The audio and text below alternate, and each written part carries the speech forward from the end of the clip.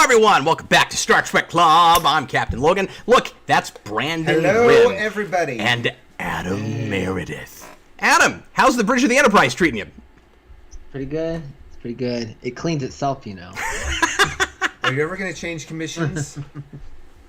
Am I going to change what? Commissions. Are you ever going to leave the ship? Don't ask him that or he'll just keep changing the background again. No, I got to switch it. But I only have the Enterprise D, apparently, so... Just upload some more. Yeah. Yeah, you can see. You know what? You know what we should have done? I always come up with these great ideas, like retroactively. You should have had a different bridge for every top 10 list. I know, but it's hard to find them. You just couldn't find made these special. good ones? I couldn't find like good high resolution. High resolution, yeah. Here's a. Oh, that's the promenade, or not the promenade. An operation. Ops from Deep Space Nine. Yeah, that's pretty. Yeah, that's cool. I hadn't seen that one before. Yeah, and Brandon, how's life living in a Jeffries tube for you? Living in a Jeffries tube. Yeah, he's on the Bridge of the Enterprise. You just live in a Jeffries tube. Well, I mean, it's cylindrical. So. He has to site transport to work. Okay, be fair. It's not just it's the weird little junction room like where Picard and that lady played music that time. Oh, okay. He's got a little bit of space. So yeah, he still can't stand up completely upright, stand up. but at least he doesn't have to crawl all the time. And hey, I can play my violin in there too. That's true, and the acoustics would be boss. Yes. Yeah. Well, anyway, welcome, guys. It's been a couple of weeks since we did Star Trek Club. I have been off for a while, kind of rejuvenating and getting some house things figured out and stuff. I've had a nice vacation. We went out to Sarah's mom's farm for a while. That was a great time. I have been working on some other non-channel related projects. Well, somewhat non-channel related. There is a thing I'm doing that I am going to share to the channel eventually that I started on my vacation, and I'm very excited to show that off down the road, but it has nothing to do with Star Trek. Tonight we're going to do our final 5 top 10 Enterprise episodes, our favorite 5 episodes. Adam and I'll read Sarah and Jason's list as well. Brandon still has a couple of brain cells left because he hasn't watched all of Enterprise, so he's not going to be joining us for that. But, well, he'll be here, and he might mention something, but he hasn't actually made an Enterprise list. Your Enterprise list would be what, like 3 episodes long, probably? Probably. Yeah. Would you include In a Mirror Darkly? I haven't seen that one yet. Oh, really? You haven't? You talk about it all the time. I've probably told you everything about that now.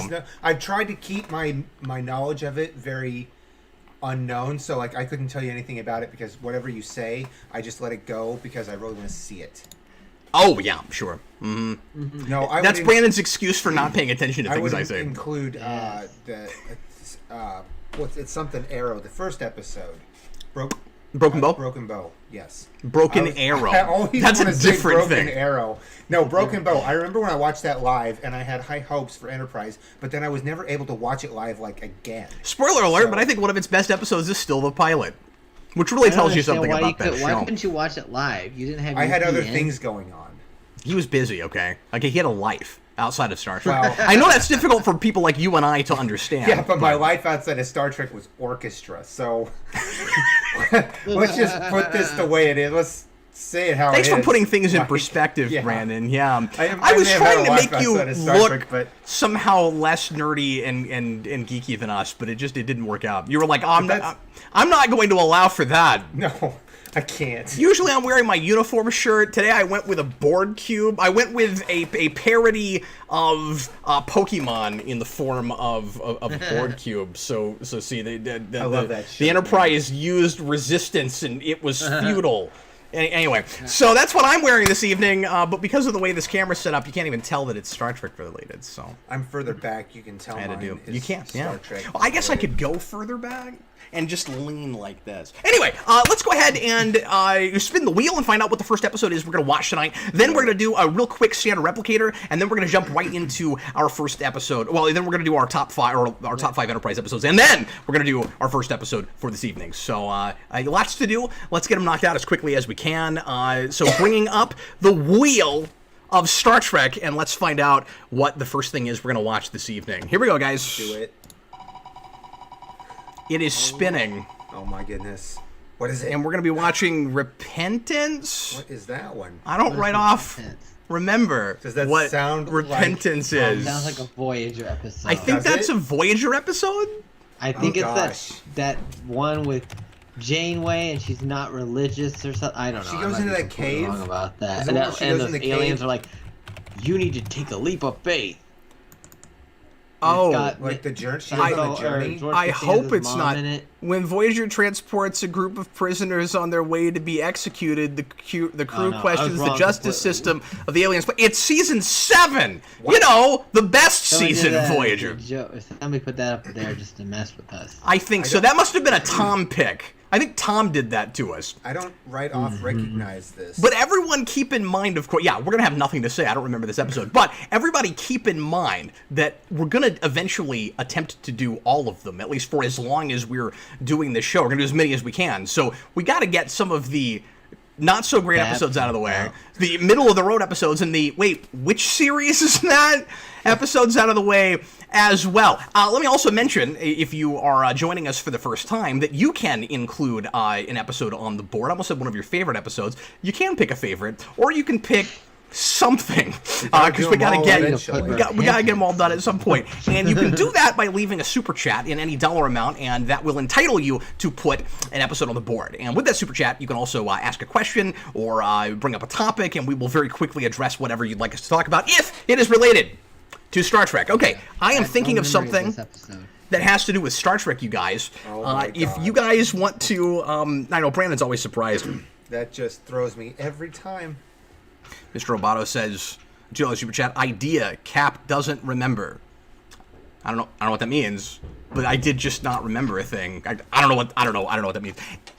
Anyway, so if you guys want to play with us at home, if you are watching, folks that are watching right now, we're going to give the audience collectively a turn. So when we get to you, just leave questions as we go, and when we get to the audience, I will read a question that has not been asked, that has not been eliminated by anything that we have talked about. Okay, so it's basically like 20 questions.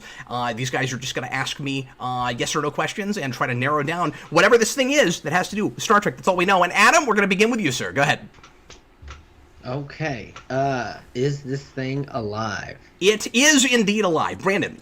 Is this an individual? It is an individual. And we'll go back to Adam and give the audience a chance to write some questions. Go ahead, Adam. Does this appear in the original series? It is not a TOS thing, no. Is it male? It is not male. Real quick, Solar Dragon, second section 31 episode, find the episode title, because I don't know which one that is, and I'm trying to think.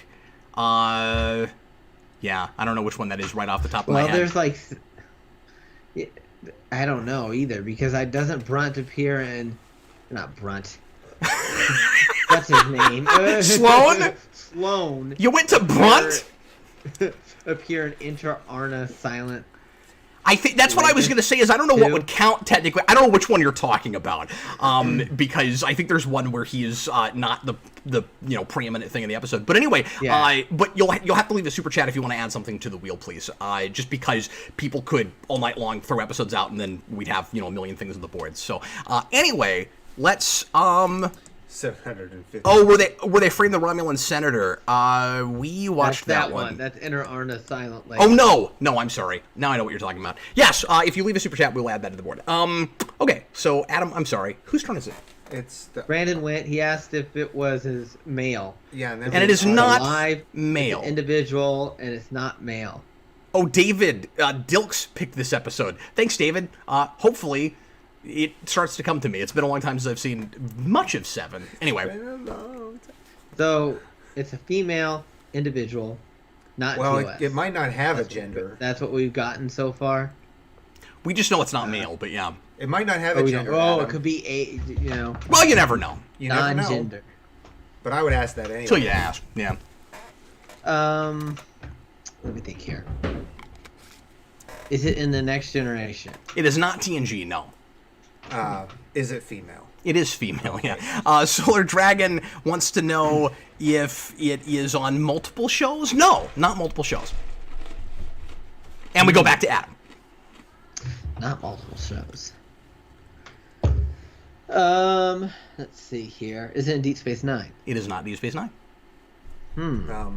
Is it in Voyager? It is not in Voyager. Dang it. Is it in the Enterprise? the Enterprise. It is not in the Enterprise. No. Well, if that's answered technically as the Enterprise, No, it's not. No, it's not in the show Enterprise. Okay, just checking. So it's got to be in the movies. Is it in the movies? It's in the movies. Yeah, yes. Okay. You have a guess yet? We've really narrowed this down. Okay. Is it Ilea? It is not Ilea. Okay. I actually have narrowed it down a little bit. Lady is in this movies. person Yeah. a Vulcan woman? It is not a Vulcan woman. No. Is this? Is she from Star Trek IV: The Voyage Home? No. Yes. You don't remember her name? I don't remember her name, honestly. Hold on. I can never remember her name. Okay, I can't do it. You're gonna say it? Is it Doctor? It's not. No, it's not. Gillian Taylor. It is indeed Dr. Gillian Taylor. That's what we were looking for. I know who Carol And Marcus then Busted is, Sim just said, I always want to say Carol Marcus. Yeah, Busted Sim just said, is it the Seventh Heaven Mom? Mm-hmm. Yes, that is who it is. It's the Seventh Heaven Mom. Seventh Heaven Dad was in motion pictures. That's right, yeah. Okay, so now we're going to go ahead and finish up our top 10 Enterprise list. We're going to do this kind of rapid fire because we're running kind of late tonight. So we're gonna attempt rapid fire. I always say that, and then we screw it up. But we're going to try, though. Adam, what is your number 5 favorite Enterprise episode? So forgive me. I did First Flight for number 5. Yes. First Flight is an excellent standout season 2 episode, and weird because it's a flashback episode. And I think it's the only one of those we did. It is. I don't think there are any other. Yeah. No. There's the one with DePaul kind of where she like remembers being like discriminated against. No, that's that true. bar. Yeah. The weird 20th century like the. Or are you talking about something else? Because there's Carbon Creek. There's Carbon Creek, but I'm talking actually about also she remembers being like she was on. It was like she was remembering her when she first got to Earth or something like that. If I remember this. Oh, I don't think the majority of that was actually a flashback episode though, was it? Because First Flight is like majoritively in the past, as is. It was just a little bit of it, right? Yeah. Okay. No, we do some flashbacks in that show, but I wouldn't call that a flashback episode in the same way. But anyway, yeah, talk about First Flight for a second. It's just a really good Archer episode. It kind of shows how he got to where he was at, and it's just a good piece for him. And it kind of shows how that program developed and stuff too. It's fun to see the early days. It's fun to see early him and Trip. It doesn't have prequelitis problems at all. It all lines up really well, and it's not super cutesy about any of that. Yeah, it's wonderfully solid, and the stuff with him and DePaul in the present is oddly charming. The stuff on the shuttlecraft, it's pretty good. Okay, my number 5. And it's been a while, guys. I'm sorry. Should we? Is it 5? Yeah, 5 is what we should be doing. Excuse me. My number 5 is Dead Stop.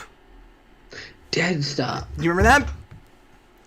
That's one where they have a dead stop. Dead Stop is. This is a lot like doing a show. We get to Enterprise with Adam. It's his big blind spot. It's a lot like doing a show with somebody that watched a series like 10 years ago in one time. You know what I mean? Let's do our top 10 Lost episodes, and Adam's like, I don't remember what happens in that. I guess there was a hatch. I don't know. So, Dead Stop is the episode with the repair station. Oh, the creepy repair station? Yes. Yes, and I remember that one. I think it's absolutely fantastic. And that's one of my favorite props because Trip pulls this thing out that's like they were missing. I swear to God, it was a furnace filter. They just spray painted white. That's what it was. It probably is, yeah. That sounds hilarious. It is a really cool, fun mystery episode. It's surprising because it's one of the only episodes of Star Trek that that late within 5 or 10 years of that show starting that felt wholly unique and original to me. That wasn't going back and mixing and matching things and ripping off anything else. It seemed like a really cool original idea, and it could have been like a great sci-fi short story that wasn't Star Trek, but it also felt decisively like a Star Trek thing. Weirdly kind of TOS-y. And I really liked the idea of this like too good to be true like remote repair station. There's nobody on board, and it can fix anything, including dead people. And it just needs you to give it some kind of compensation. And if you start messing with it, it has no qualms with doing horrible things to you because it just is this kind of.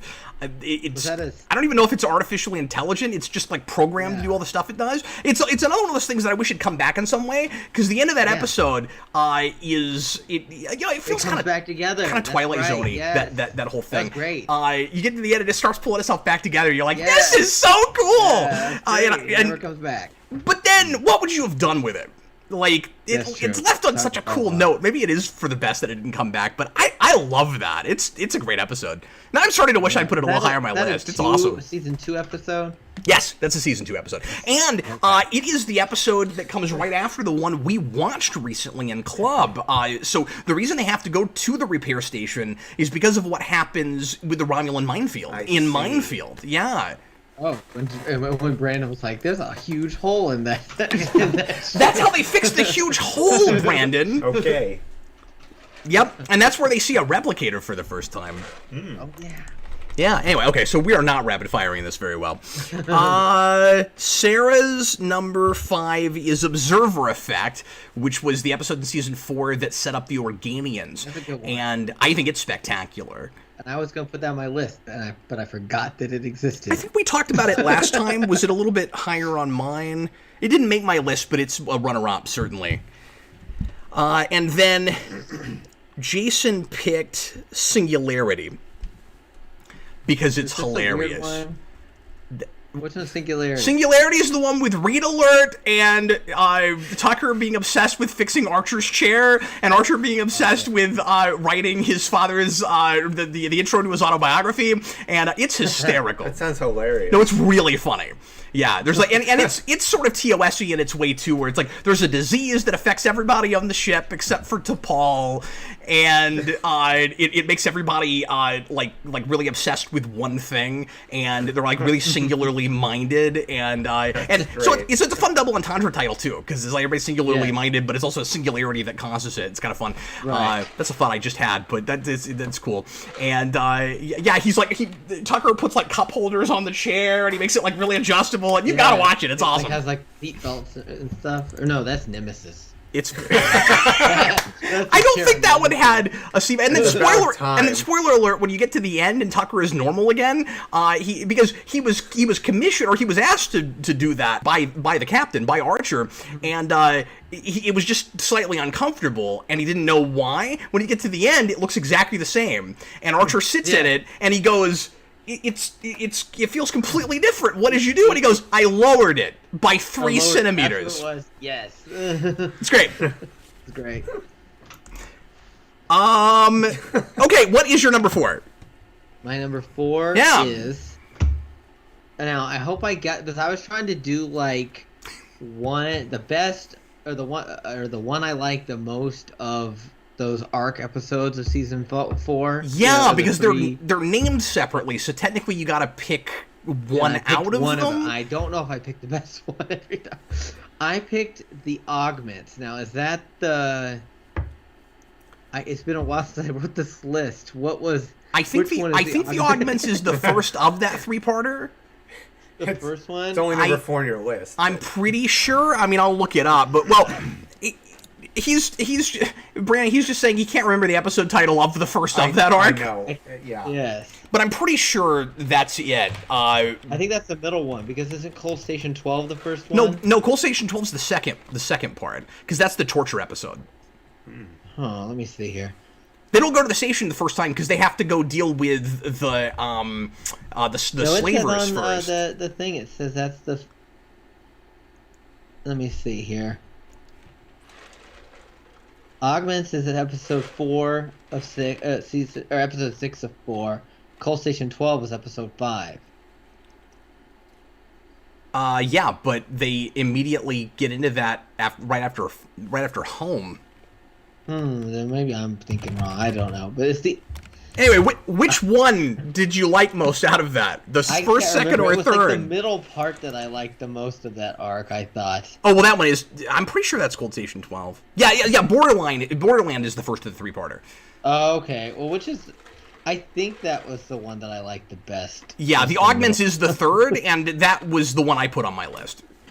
If I put it on my list, I gotta look again. Yeah, we actually had this conversation a couple weeks ago. Well, maybe I'm just not remembering it, but the whole arc was fine. I just had to pick something, and I was just. I think it's a little stretched. I think they could have done it in 2, and I think that first part is a little slow, and some of it's unnecessary. The Orion stuff is boring, and I didn't really need that. But it was kind of cool to see male Orions, I guess. But yeah, But yeah, that arc, we talked about it last time. We did. It was definitely an interesting arc. Yeah. In general. And the Spiner kills it, certainly. The Spiner was great. Okay, my number 4 is... Sorry, we're having conversations we had before, but it's been a couple of weeks. My number 4 is In a Mirror Darkly. Oh, yeah. Because it's awesome. And the only main issue I have with In a Mirror Darkly is Mirror Archer cannot be all that different from regular Archer because they both just yell a lot. Yeah. They're trying to be like, look how evil and scary he is. I'm like, he's just not that different. I don't know. I mean, I don't mean to say that regular Archer is evil. It's just the mannerisms. It's like he's trying really hard to be like the angry version of an already angry but doesn't realize it character. Yeah. So it's hilarious. Elevated. It's one of those few things where they pick a story concept that strikes me as very fanfic-ish, but actually sort of works. I think the beginning of it is kind of a stretch. The idea that, I guess now I'm criticizing this my number 4, but I like the idea of the Defiant from the Tholium web goes not just when it goes into that vortex, it's sucked not only back in time but into the mirror universe. That is a cool idea. Right. And again, a little fanficky, but it works in a way that like the whole Sela thing didn't. Right? Like that's fun. The idea of opening it with First Contact is really clever. But I don't buy that they steal a Vulcan ship and then they're able to take over Vulcan with one of their ships. So they're able to substitute it doesn't make any sense at all. And that's how they start the Terran Empire. I don't really understand that. Yes. I don't know how that worked. One little science ship. That was one little ship. But everybody's having a ton of fun in that. I like the big kind of twist at the end with Sato. And the best thing about that episode is pretending like 23rd century technology that all looks like it's made out of cardboard is way more advanced than what we're usually looking at in that show. It's so great. It's fantastic. Yeah, it's great. And that was and your favorite deleted scene. Don't forget that. Shoot the first one that stops clapping. So good.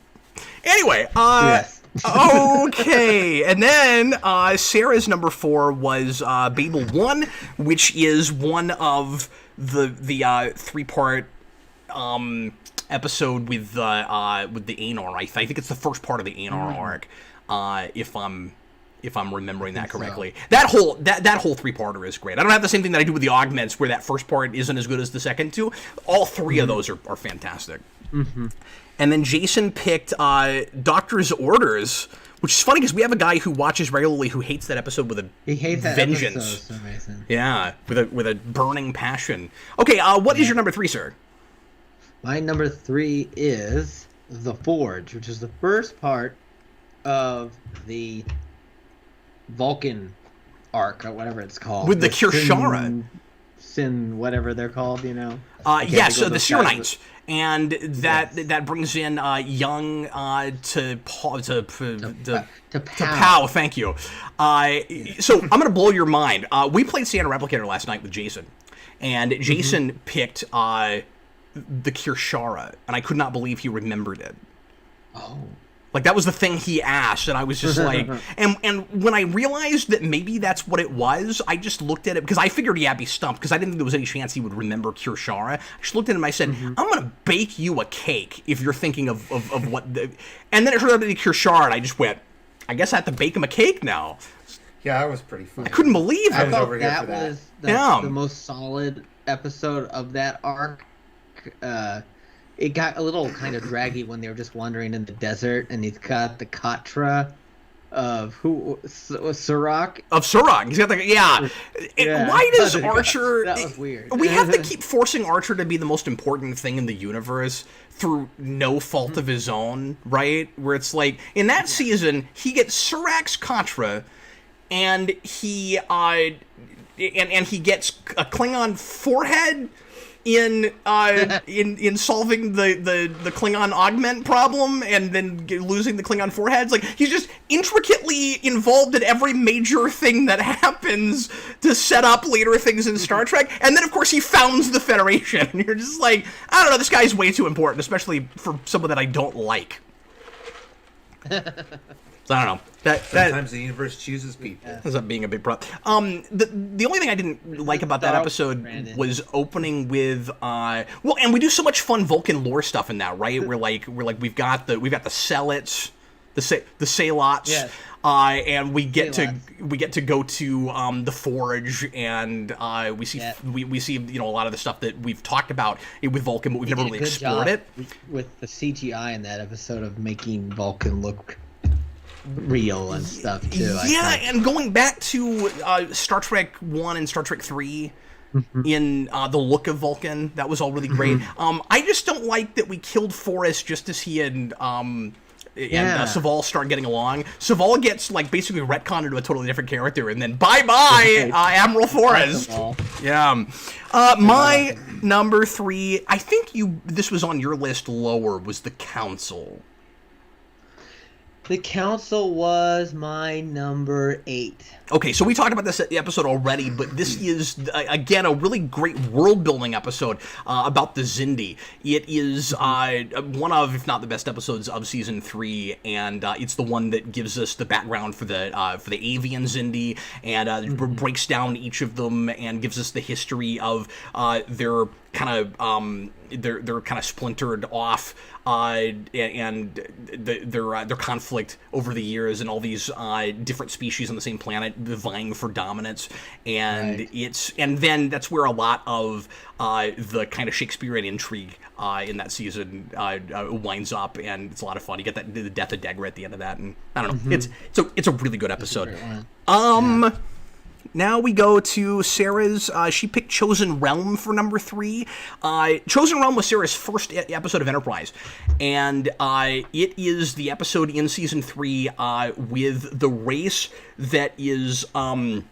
that worships the Sphere Builders and thinks that created the Expanse like for them, and it's one of those things where it's like a religion that has a basis in fact, but it turns out that the answers are not celestial, and it's all about like terrorism, and it's a very like post 9/11 thing, and it's wonderfully not heavy-handed. It's handled like really thoughtfully and really maturely, and most importantly is surprisingly entertaining and has the best kind of ingenuity thing that Archer ever does. Archer in that, Brandon, I don't know if you've seen it, the Trianons is the name of that species. The Archer pretends that the transporter is an execution device. Oh, yes. And he says if because they're going to execute him, and he says, if I have to die, would you please do it humanely? This is how we do it. And so he's pulled apart, and the way the scene plays, it's all like really somber and stuff. And then he disappears, and of course he just transports somewhere else to the ship so that he can get the upper hand later. It's a very Kirk move, and it's great. It's the most likable Archer ever is, and I thought that choice was inspired. Yeah. So yes, that's a great one. Jason's number 3 is Countdown, which I think we talked about last time too. I think I did. I think I had that on my list too. I was- That's my number 10. Is that the end of season 3? We had this conversation last time, and I can't remember. It's the episode before the end of season 3, the penultimate episode of season That's 3. right, because 0 Hour is So the it's yeah.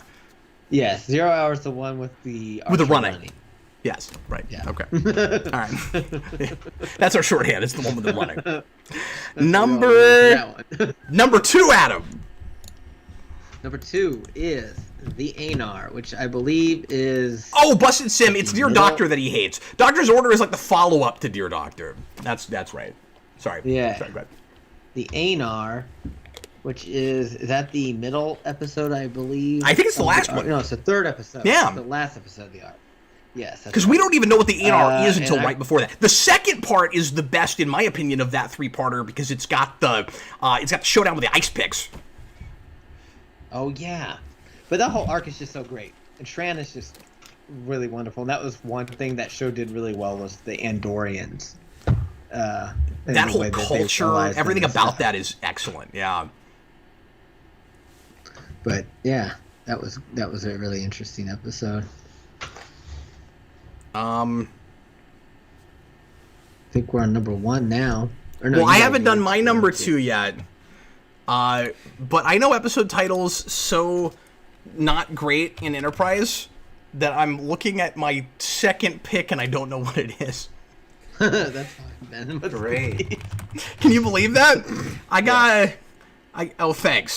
Thanks. Well, thanks a because bunch. it's Enterprise, I can believe it. Oh no, it is the episode we were just talking about. It's the second part of that Anar arc. Okay, It's called United, and I just can never remember the name of it. Yep, but that's what it is. Well, sorry, I just talked about that episode while you were talking about a different episode. I think it's better than the one you picked, but they're all awesome. You're absolutely right.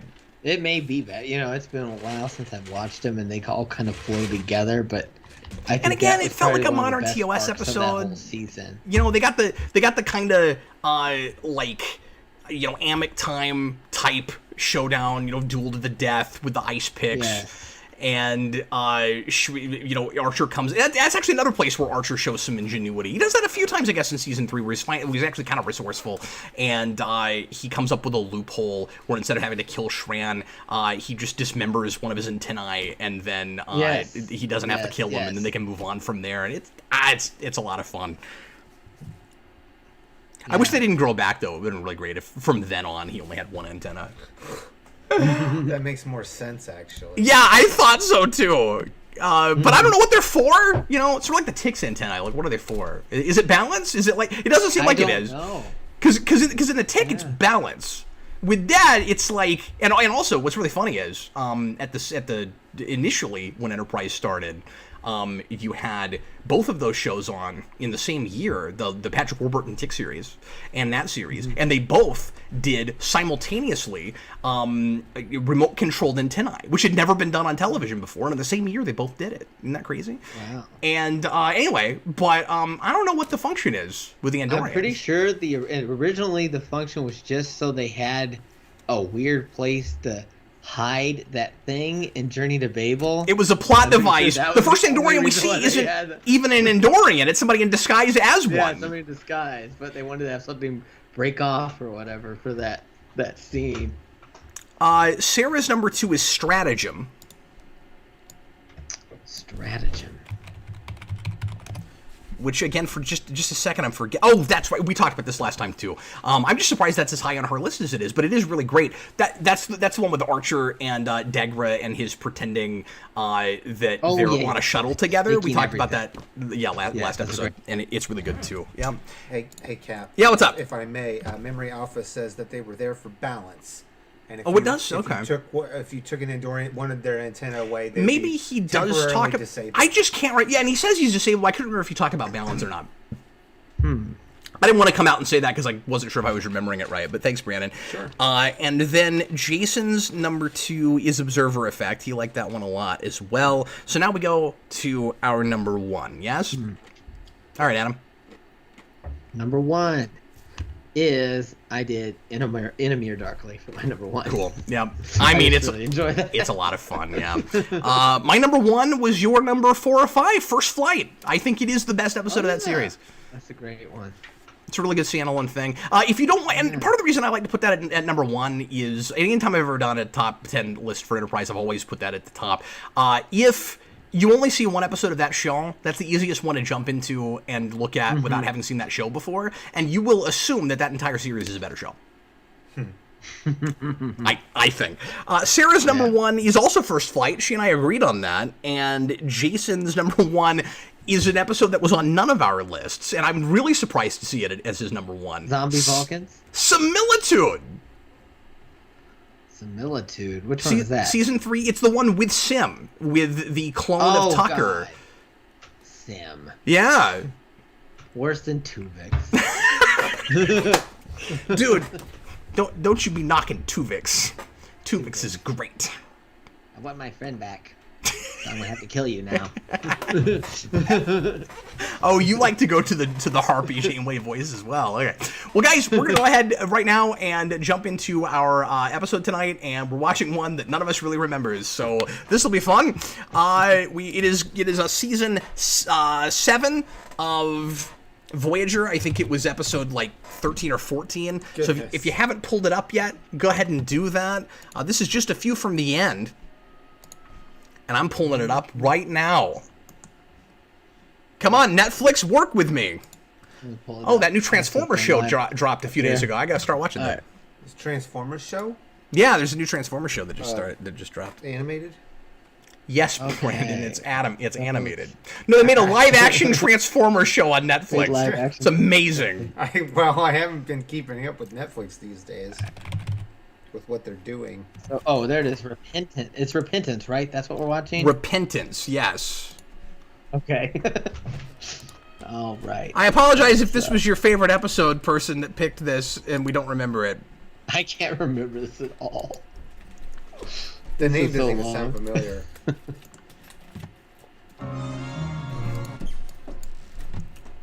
I gotta change where my audio is coming from. Hold on.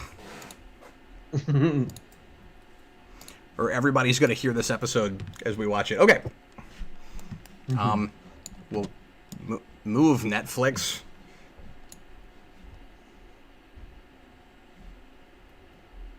Okay. I think we are ready to go. Okay. You got it rigged up? Mm-hmm. All right, folks. Mr. Roboto, $2 super chat. Do you buy Captain Kirk would have known of Section 31? I do not. I mean, I guess you could retroactively have anybody know about it in some way and not talk about it. You know, I guess it's possible. It's one of those you can make anything work, you just have to make it work kind of things. But it's really hard to do that retroactively and not make me roll my eyes at it. You know? I much prefer the idea of somebody from that period. Yeah. Well, and it worked okay on Enterprise, I guess, because, like... Right. I don't know. I like the idea of them being maybe kind of more prominent at that point, because it's, you know, so much sooner after... Yeah, right. After the Charter.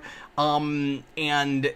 You know, like with so many things with Enterprise, they just never name it, so nobody knows about it because they just never say. You know, they say your section and that's it. They never actually say Section 31. Well, wasn't there one of the novels like kind of integrate the Enterprise incident, Kirk stealing the device with a Section 31 mission, basically? There was I believe that was something. There's a whole mini-series of novels that does Section 31 in every show, except for Enterprise because we weren't at Enterprise yet. And I think each novel was like loosely connected to the others, but they were like standalone books. And that must have been that one, but I haven't read that. I just know about it. Yeah, I think I read the Picard one or the Next Gen one, but I don't remember it at all anymore. But you know, Interesting. I just would think that if you did it with Kirk, it would be kind of cool to do something where like he knows something is up, but he doesn't know exactly what it is. You know, where it's like there seems to be some kind of weird rogue faction, but he never actually meets them. And maybe it's like it's so cloak and dagger, like he never even finds out. He never meets anybody in it. He never sees anybody's faces. There's just whispers. He can't prove anything. You know, that kind of thing. I don't even know if there's a story there, but that's how I would do it. Busted Sim with Enterprise says number 1 for him is Azadi Prime, which may be as silly because I picked it straight for the spectacle of the battle scene where the Enterprise gets its butt kicked, but it was so well done and great tension. Oh no, it's fantastic. I'm with you. And yeah, the rest of that episode, I don't think it's a brilliant episode or anything, but we got to see something in that we'd never done before or since, which is the globe at the top of the of the bridge drops in the middle of a firefight. It's spectacular. That's pretty crazy. Jason wants to know if we'll put similitude on the wheel. Yeah, Jason, we can do that, man. Jason gets a special privilege, I guess, because he's my kid. I mean, I'm not going to take his $2. $5, Jason. I'm not. He doesn't ask for much. I'll go ahead and throw that on the wheel for him. It would be really funny if we ended up watching it tonight. It's going to cost him some hugs. Sure, Brandon. It's going to cost him some hugs. God, Jason, now I have to spell it. Okay. Let's go ahead and get into the episode. Get ready to press play when I say now. We're going to jump right into it. This will be insightful. Here we go. Everybody, please press play. Right? It's Repentance. It's episode 12 of season 7 of Voyager. Everybody, please press play. Right now.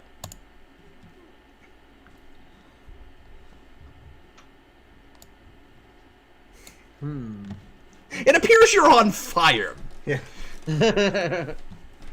In space.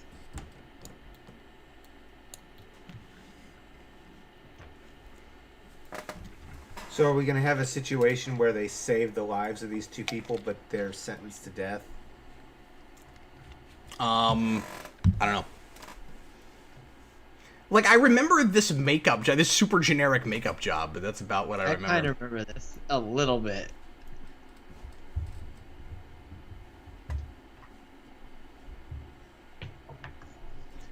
Okay, so the main thing I remember from this, now that we're looking at it, is just the that's a great teaser. Oh, he's got 7 of 9 at knife point. Gee, well, I wonder what's going to happen. But no, I was just gonna say the thing I mainly remember from this when it was on, Brandon, is just the trailer from the TV trailer from UPN. I just remember that guy yelling at that trailer. Oh yeah. I think I saw it on TV a lot that week. It's just like he's like, I'm gonna kill her. I see. I think I saw that like 6 times that week. So far, I'm not recognizing any of this. Those trailers were so great. Next time on Star Trek Voyager. Is Janeway going insane? I have to blow up the ship. Don't do it, Catherine. What will she take the whole ship with her? Computer, self-destruct. Janeway Pi 110. Find out next time. Star Trek Voyager. Wednesdays at 8, 7 Central on UPN. Station Sentinel. Dude, that was spectacular. That was great. Thank you, Adam. Oh man, is Janeway going to torture the entire crew of the Equinox? And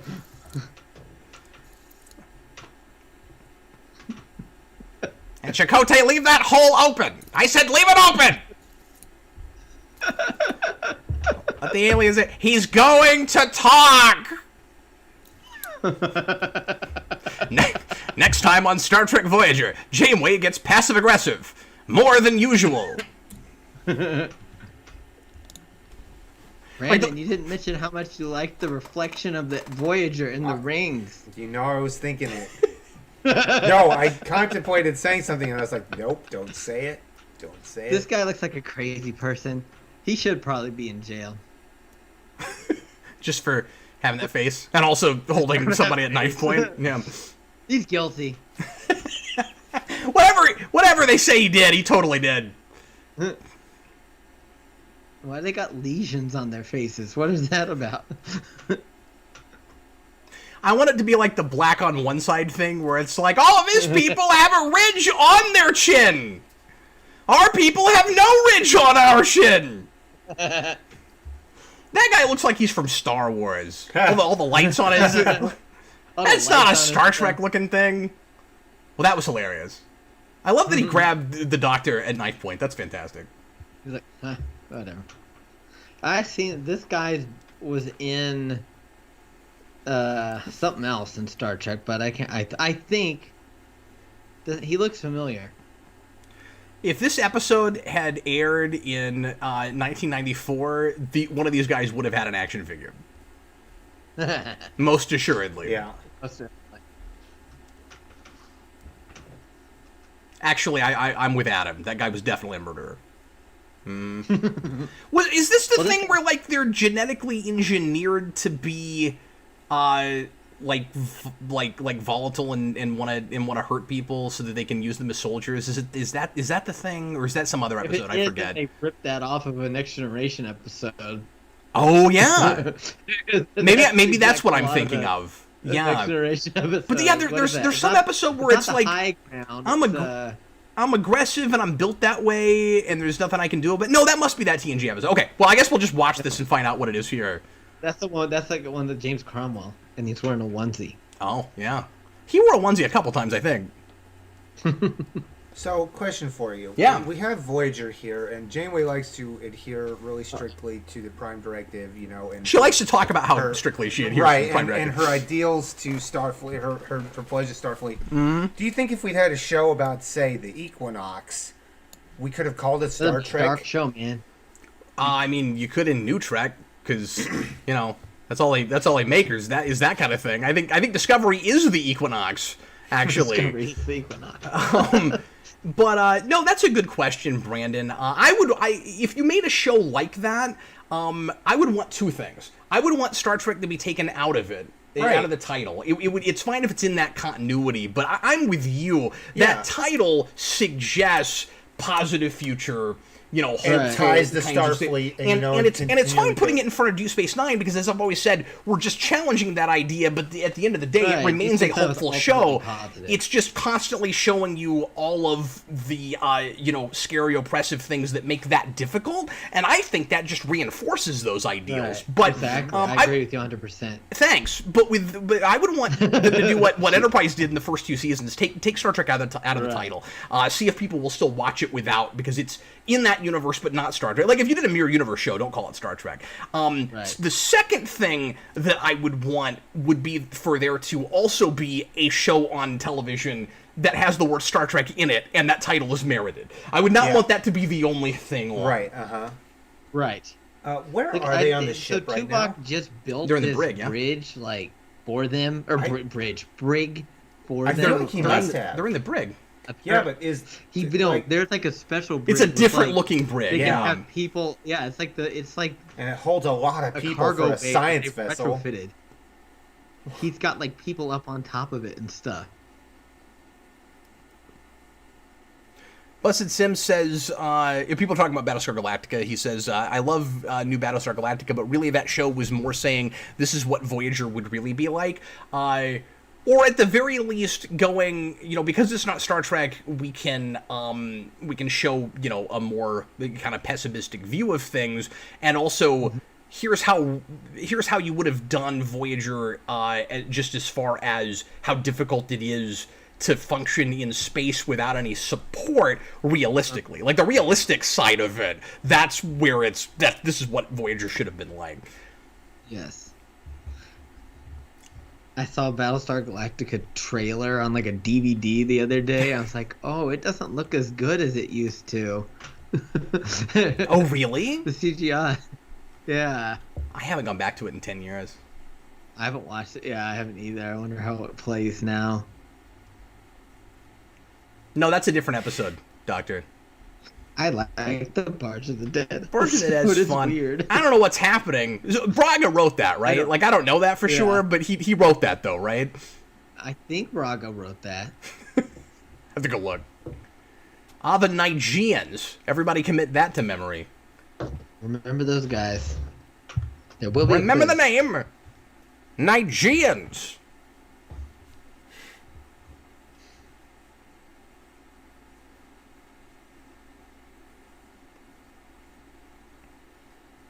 Barbaric.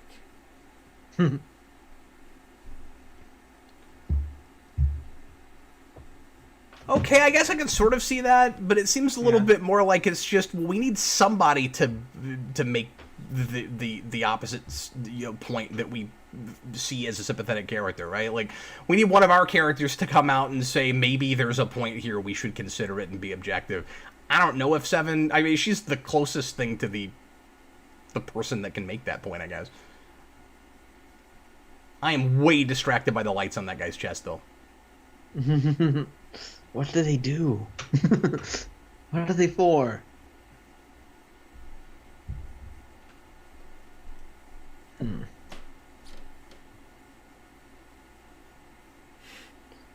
I'm surprised. That would be really funny if that had bounced back in his face. Yeah, right. Oh, Barge of the Dead was more, says Busted Sim. And then he quit Voyager because of how lazy the writing staff was about continuity and character motivation. Oh, yeah, it was Ron Moore. That's right. He says it was originally conceived as a Worf episode.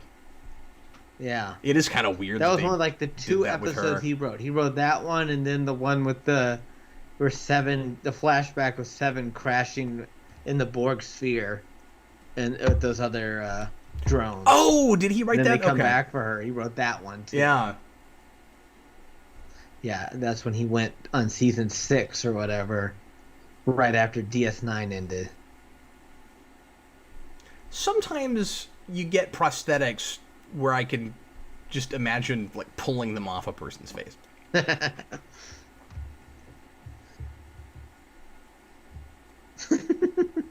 So this kind of thing is often kind of difficult to pull off, where you have, long scenes with two characters that you just met that are of rival species or factions of something that have, like, this long-standing, disagreement or hatred for each other, or they've been at war for a long time, and it's easy to lose your main characters in that kind of thing. It's like, I just have a hard time caring about these scenes sometimes unless one of my characters is also invested in what is happening.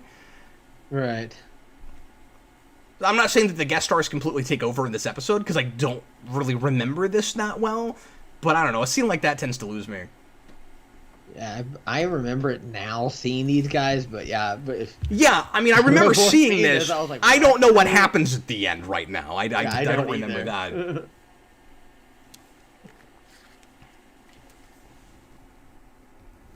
I would agree with the premise that if someone's offering you passage on their ship, you deal with their rules to a point, Yeah.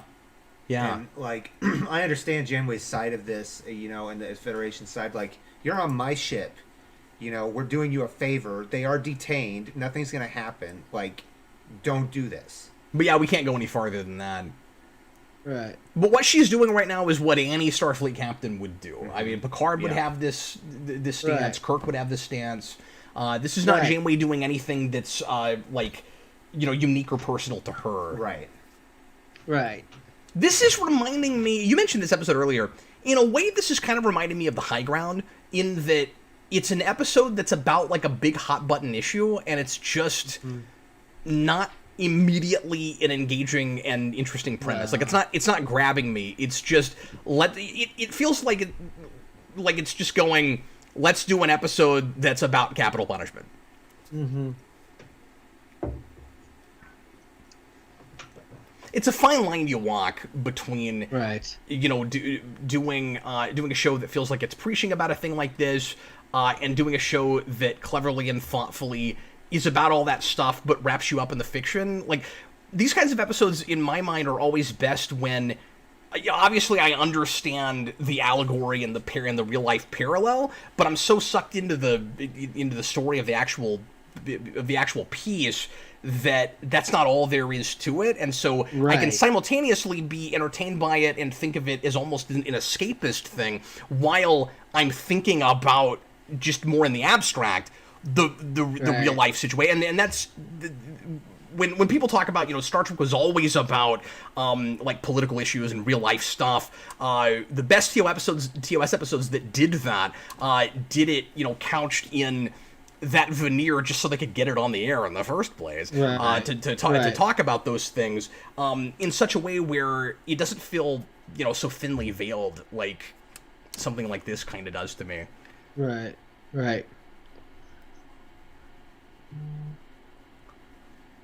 I think like a bit. There's been much. Star Trek's done several prison episodes, over the years, and I think I don't know. I think maybe 30 Days would probably be a better example of a less heavy-handed prison episode. Not 30 Days. What am I thinking? Hard Time. Hard Time, yeah. Hard Time's great. Yeah, it's a better prison. And that's a really dark, prison. rough episode. But it doesn't feel, I don't know, is on the nose the right way to say that? It doesn't feel too on the nose. But this isn't just about prison and prisoners. It's also It's also about capital punishment. About capital punishment, and that's also been done better in Star Trek and before this. This is one of those episodes of season 7, and again, to the person that requested this, I'm sorry if this is one of your favorite episodes, but this is one of those episodes that I remember thinking, okay, yeah, you guys are kind of out of ideas. When it was on. Yeah. Capital punishment. With Tuvix. Yeah, but see, it's a silly notion, but it's in the ballpark of let's do this in a way that you've never seen it before. It's kind of I was just joking about it's kind of a clever way to do that. I will say I love the identity thing in that, where it's like you are in a way executing a person because the person that is there now will cease to exist when those other two people come apart. Exactly. Isn't that fascinating? It is. That's a really cool identity thing. I still really think Janeway might have crossed the line in that episode. I think so too. Well, and they should have kept Tuvix. In bringing up Tuvix, I think you've hit on something, which is that is inherently a sci-fi and Star Trek notion. Right. That is a pure science fiction episode sci-fi idea. This doesn't have to be set in space.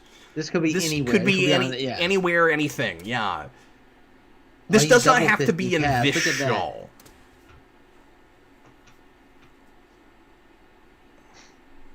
Don't light your pad on fire.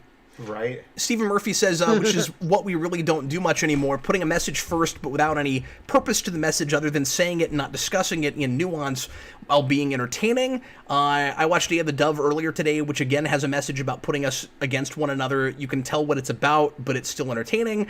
Yeah, I agree with all of that.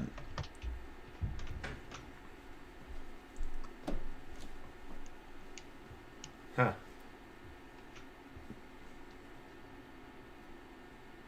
And don't get me wrong, I think this episode is trying to do that. I'm not saying that this... what little I remember of this and just watching through it again right now, it doesn't seem like it wants to be heavy-handed. It just doesn't seem like it started with much of an idea beyond, we kind of want to discuss this issue.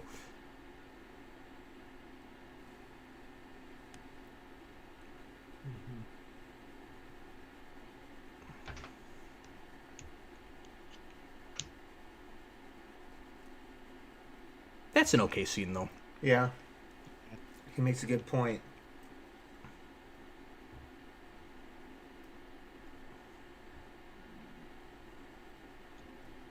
He's a cannon. Yeah. Taylor overall wants to know how late he is. We are at about 17:03 timestamp, somewhere around there.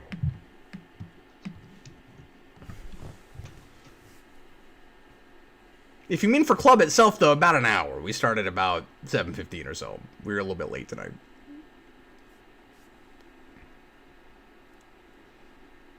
Oh, I missed it. Are we going to solve problems with nanoprobes again?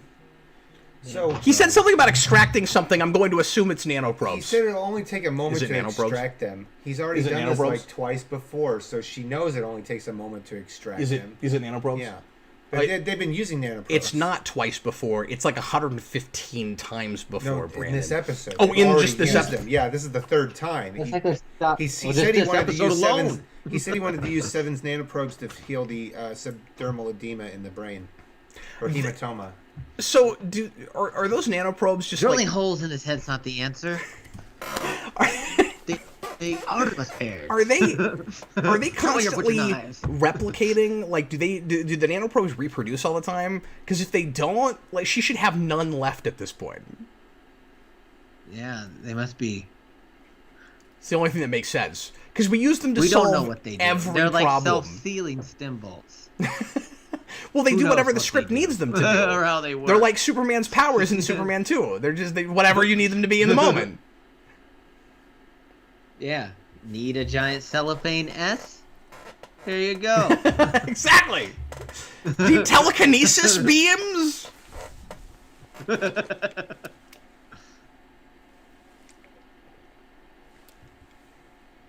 So it's fixing the areas in his brain that cause him to commit the crimes. See, it is a little bit like that TNG episode we were talking about. Yes.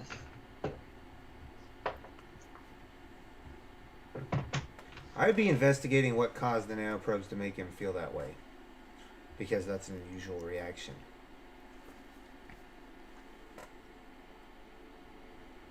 Oh, well, there you go. What do you say?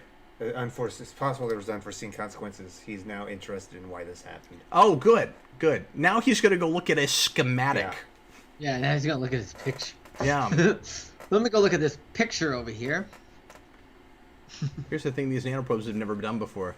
I want this to be like that TNG episode where we have to stop going so fast with warp travel because we're messing up space. Where it's like, we can't keep using the nanoprobes to solve every problem anymore. It hurts people's brains! We'll go past warp 6.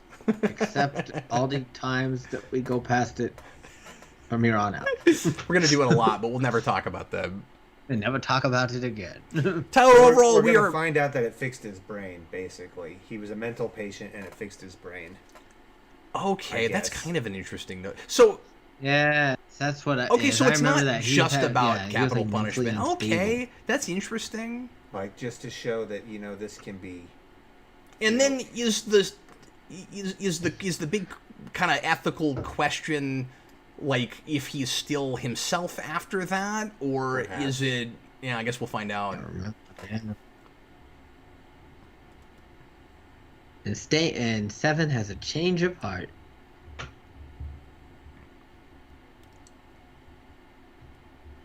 So is it that question of like stuff before too. how much of you know certain brands of psychopathy is chemical and how much of it is your background leading you to it, or yeah. I don't want to literally analyze this episode too much as I'm watching it because I don't remember what happens, but Gezid the Beast. Yeah, one of their great works of literature is Beauty and Gezid the Beast. Tyler, overall, the next Captain Logan show is tomorrow night, and we're actually tomorrow night going to be half an hour late, so 7:30 Central is when we're starting. We'll be on for about an hour. Yeah. No, I don't remember that. I don't remember Onella the Mother.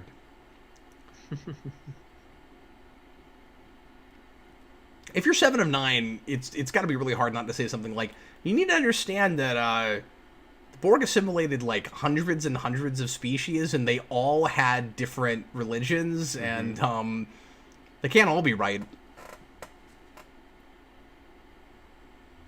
But since nanoprobes is a wonderful medical tool, but Voyager sure liked showcasing it, like, ooh, nanoprobes, how wondrous! I never saw TNG do an episode about the amazing hypo spray. Well, no, that's different, though, because the nanoprobes are Borg technology. So the guy that plays the warden or whatever, they treat them almost like a futuristic sort of thing. Like it's better than anything we have. He was in Starship Mine. He was? He was one of the mercenaries. Wait, which guy? With Tuvok? Which guy? The guy with the guy with the So they've worked together before in Star Trek. What do you call him? The guard guy. Yeah, but have they even had a scene together in this? The warden. Yeah, when they were discussing it in the... Yeah, oh, okay. I wasn't sure which character we were talking about. The what do you call it? Condition, or the confinement.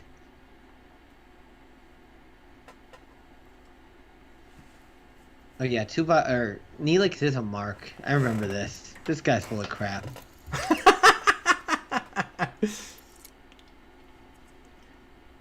Okay, I'm going to say something I don't say very often. I feel like this episode needs a subplot. Yes, we need a B story. we need a B story here. It's not this A story is not carrying 45 minutes of weight for me. Mm-hmm. Now we're talking over it, Words. and I just don't remember it real well, so you take that with a grain of salt, but...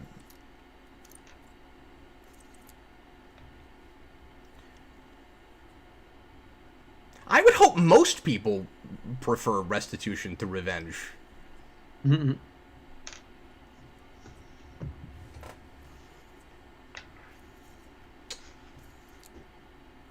Pay to play. So it's bringing up quite a lot of problems with legal systems. Yeah! Like, it's just really... It's kind of running the gamut, going actually, after, yeah. a whole bunch of them. And I guess we have to go, to, like, some other culture, of course, to do that, because our system is not flawed in that way in Star Trek. Like, no system is perfect, but obviously we're better at this than these guys are, and they're trying to make it, more or less like the, closer to the system we have in certain ways. That's where the social commentary is. Or it's like an extreme, more extreme version of the one that we have. Yeah, this is more thoughtful than I was giving it credit for earlier. It's just still also kind of a slog. It's not fun to watch. A little dull. Yeah. Yeah. And I don't mean everything has has to be fun. It's good, but it needs to be engaging and suck you in some way. Like Right. Hard Time is relentless, but it's wonderful. Right. And even The Shoot, I think, is better at that. The Shoot. You remember The Shoot? Oh yeah.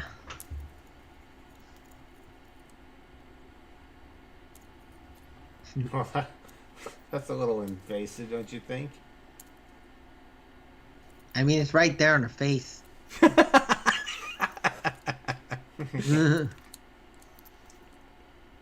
are those ridges above your eyebrows, huh? What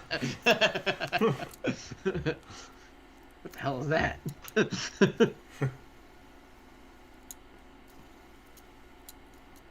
Okay. I guess you can't talk about it at all in front of that guy. Yes, can't tell you. What is it, Riker? Trouble. I will say I've always liked how What is that how from? Seven What of Nine episode is is really that expressive from? with her eyes. Busted Sim, Is that I absolutely... Man, you just reach right into my brain and just pull out thoughts, man. He says, Cap wants a Naomi Wildman sorting, self-sealing stem pulse subplot. That's exactly what I want. That's what we should have had. She's got a collection of them, and she's sorting them, and we finally learn the ins and outs of the different versions of stem bolts and what they all do. Yep. Self-sealing symbols. She uses them to fix her Kata Scott game. Yes. That's what they do. Yes. He activated his conscience.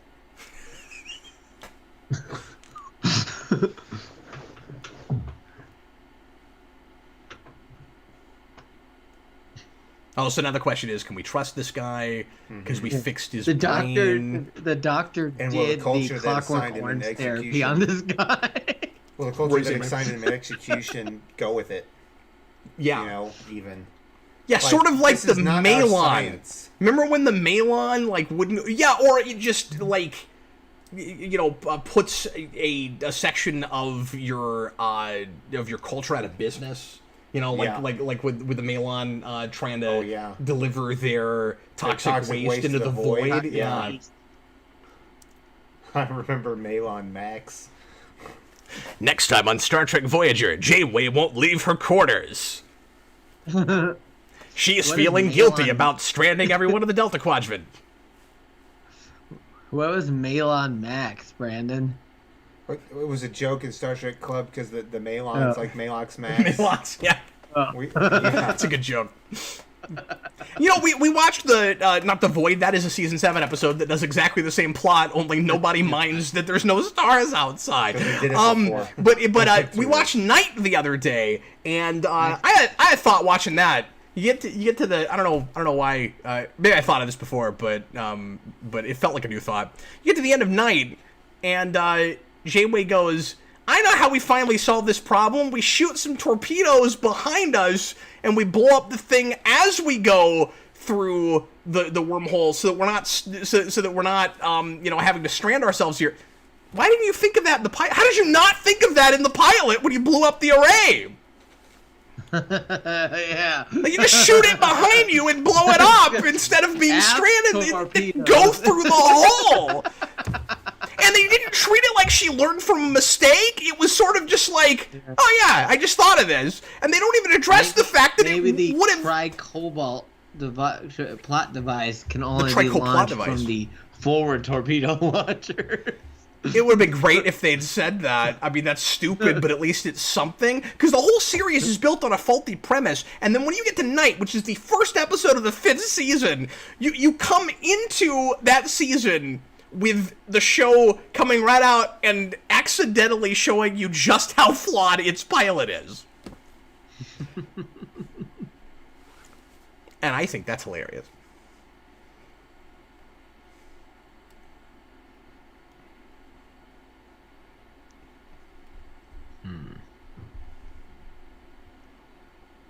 Okay, this is good. This parallel between these two. Yeah. I like the idea of treating, or of talking about being assimilated almost like a mental condition, or using it as an allegory for mental illness. That's really good. Whoa. Oh, I guess this is another thing they have in common. They can Yeah, the hold guy on to a does force that field in for a that long time. Episode of TNG. Oh yeah. I'm kidding. I guess he's not actually able to do that for any more than anybody else could do. He's just shocking himself. Yeah. Yeah, look at this whole jail Tuvok built for them. Yeah. That was sure nice of him. You could just temporarily use a holodeck, yeah? Yeah, why did he have to build it? Why couldn't they just make a holodeck? They could make a Yeah, wouldn't that's it? true. Wouldn't it? If it's temporary, holodeck wouldn't goes it down. use about as? What if the force fields go down? It's the same Yeah, thing. what if the force fields go down? It's exactly the same It is the thing. same. It's no Yeah. different, except that you're The holodeck goes arguably down more, I feel like. potentially It's using fishy. up more energy though building this than you would just turning on like a holodeck for a while. Right, Perhaps. but you had to do all the replicating. Not to mention the time it would take to build all this. Yeah, and also This like, looks well made. that's a serious security flaw if all your stuff operates like off of the the main reactor core. If it goes down, like your brig ceases to be a brig, right? They could still seal the door of the Maybe. holodeck. Yeah, that's know? true. Well, and you know what? I'm going to counter your argument by saying you'll like this because it's amusing. And I like to tell people that I'm about to tell a joke before I tell a joke. It sounded just like the Joker there. So Nolan's Joker. Brandon, so you said that holodecks go down more often, but people also end up getting sealed in them and unable to escape because the holodeck is trying to murder them more often. Right, yeah. So the holodeck is a perfect place to put prisoners. I guess Because if you're you want right. them to not be able to leave a room, the holodeck is the place to put them. You're absolutely right. Yes. That seems to happen every other episode, or every other week with these people. I need you to leave the room so that two like actual main characters from the show can interact for once. Leave. Get out. Get out. No, this is better than I Why remember it. give a crap, 7? I didn't realize this turns into a 7 character piece. Now I will say there's a weird amount of 7 centered shows in season 7. I mean, you can argue that it becomes too much of the 7 of 9 show all the way through, but when you get toward the end of 4 and into 5, she starts being more of just part of the ensemble cast and another player in the show than like every other episode has to be about her. When you get into 7, it starts to feel like the beginning of 4 again, but not like in a good way because I love 4. But season 7 is like a whole bunch of generic 7 of 9 episodes, Yeah. or at least just too many of them, and maybe rehashing too much stuff that we've done before. Maybe it's been a while since I've been through this, especially in order. I keep running into you, Brandon. Sorry. No, you're fine. So now they're being fired on. They sure are, Brandon. Oh, Chakotay, This is you're about in the this time show? in a Voyager episode that this should happen, right? Like, Right. Voyager... Would you guys agree that Voyager is maybe more The brig is formulaic? going down as we speak. Yep. Yeah. See, I did remember that part, and I wasn't going to tell you about it. I did not remember that part. But would you guys... 'Cause I just had this thought. Would you guys agree that Voyager may be the most generally formulaic of the Star Trek shows, where, like, Sure. generally speaking, Yeah, when you get to a certain I think point in the so. episode, that's when the ship starts getting fired on. Yeah. Or you'll have... I mean, TNG had a bunch of 5-minute wrap-ups, certainly, and you can say that there's sort of a formula for that. But it does feel like there's, like, a moment in, like, Act 4 or something in Voyager, where very often it's like, now we gotta have... Now they have to have pew pew pew. the shields are down to 25%, Captain line, and Yeah. I like how he's how are we gonna get out of this? Never tell me the odds, you know. Yeah. Yeah.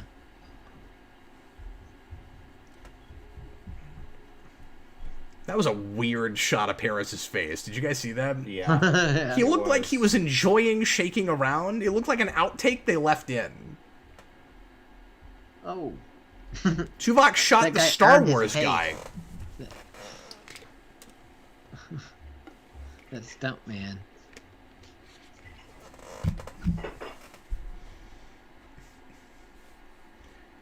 His people have lights on their shirts. All of his people have lights on their shirts. And that's why we discriminate against them. So they have transporter technology. Yeah, but, like... Brandon, it seems like, especially in 24th Century Trek, like, nearly every species that we encounter, if they're not primitive enough that they don't have warp Have drive, warp. they have, like, they all have 3 or 4 things, right? They all have transporters. Uh-huh. Most of them have replicators. Usually they have some kind of version of a phaser and a photon torpedo. Yeah. Exactly. Like, everybody in Star Trek developed the same technologies, even if you're all the way in the Delta Quadrant. True enough. Yedic. I'm gonna remember that one. So they should be able to localize force fields, right? Yeah. That's a thing you can do in the corridors. Yes, it is. We do it a lot. Especially to showcase to showcase 7 of 9's ability to walk through them. Yeah. There it is. Is this guy striking anybody as, like, low rent The Rock? Yeah. Actually. Was The Rock in this season or in 6? That's season 6, I think. It's definitely not That's 7. 6, I think. And that episode also has Jeffrey Combs for no reason. It does. That is That's probably right. Jeffrey Combs' worst episode. Because, like, that could have been anybody. There's no reason for it to be Jeffrey Yeah. Combs. For him to be that guy. Yeah, he's not great. Yeah, turn it on And himself. and it also had, I just remembered this, doesn't that also have J.G. Hertzler? Yeah, I think he's the guy that trained 7 of 9. It felt I like a think you're right about DS9 like sidecast reunion in the middle of Deep Space Yeah. Nine. It's like everybody's coming back a year later. Is he having a change That of was a- heart? Yeah. Because he didn't immediately come at his throat. It's also weird when you have when Nog comes in early on and plays a Kazon. Oh, Remember that weird little Kazon guy. Yeah, that was weird. So Eco, or Ico, I forgot what I was going to say.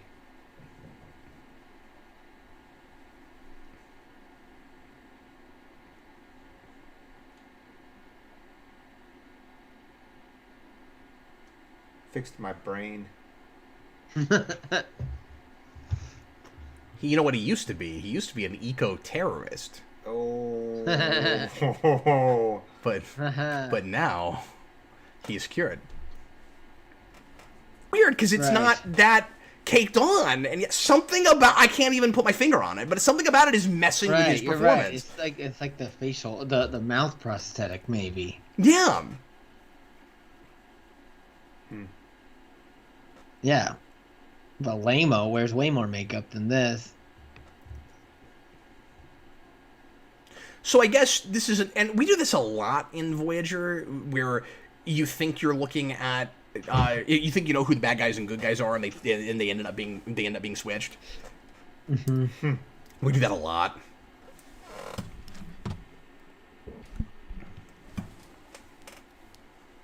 Oh boy. Mm-hmm. That's kind of the scene that makes the episode, isn't it? You got to get here. Yeah, that's pretty great. Mm-hmm. No, that's cool. Yeah. And then you see just how shifty he is when he suddenly changes his whole story. Yep. Well, and just discussing the difference between people who have like a chemical issue that makes them do things where they really are not in control of their actions, and people that are capable of doing the very same horrible things but do it completely deliberately and had a choice not to. Yep, this is way better than I gave it credit for, but I gotta get like 40 minutes in before I fully appreciate it. Exactly. It was a slow burn. That's the problem with this, but nope, it is it's pretty okay. I want to sit down and watch it without talking over it now. Do you feel like Aiko is kind of where we could have gone with Lon Suter had he been able to be saved? So that's how I've been feeling. I wish Lon Suter had stuck around and gotten to be a member of the crew. Yeah, absolutely. He was a cool character. Because wouldn't it be cool if you had somebody there who had like an insight to psychopaths? Oh yeah. Where when imagine and what a juxtaposition he was to Tuvok. So immediately, and obviously I'm saying this retroactively, and this couldn't have happened. The way you make this episode work, or not, or like be more engaging from the beginning. Lon Suter's still around when this happens. Yeah. That'd be spectacular. And Brad Dourif was just a great actor.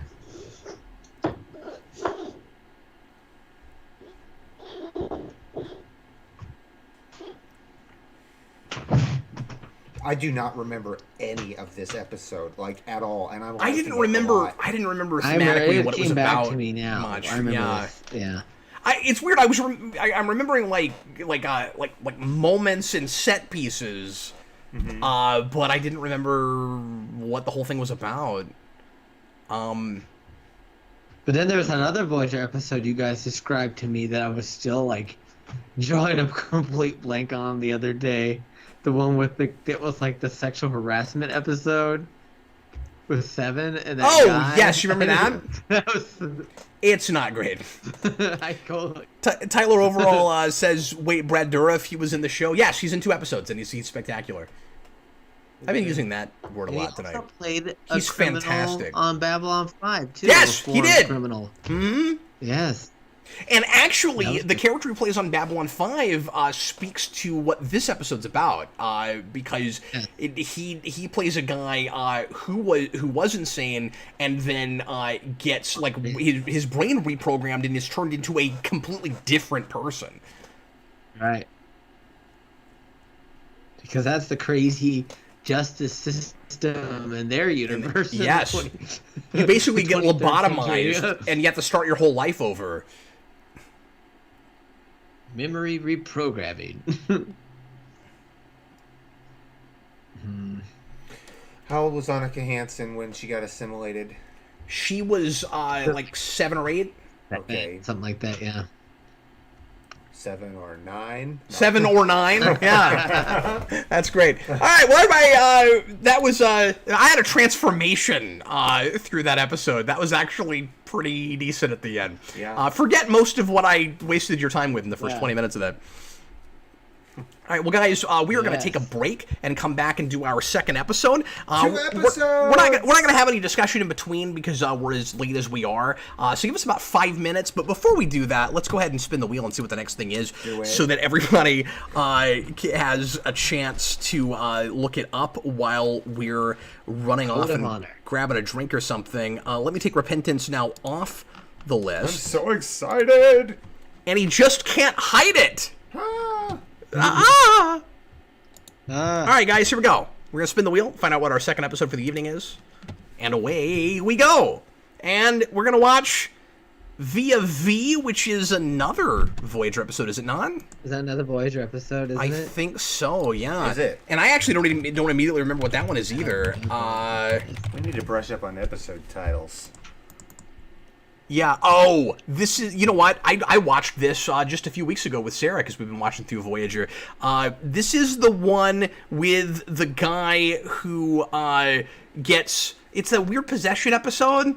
There's the guy who's a woman sometimes, and he's a man sometimes, and he And befriends Tom Paris. And it's weird. Like yeah, it's weird. It's very strange. Okay, Okay. I'm drawing a blank on this. So that's now, what too. we're watching. What season It's is that? season Four? 4, episode 20. And I've seen all of Voyager. So everybody pull that. This one will probably come back to you. Maybe. But I guess we'll see. I remember that. I remember this whole thing. Yeah. Yeah, it's the first like Tom Paris Gearhead episode. So when it came up a few weeks ago, somebody said it reminded them of Alice. I'm also always reminded of Alice when I watch that episode. Alice, I remember Alice very well. Okay, so we're gonna because it's Star Trek. It's Christine in Star Trek. That's Alice.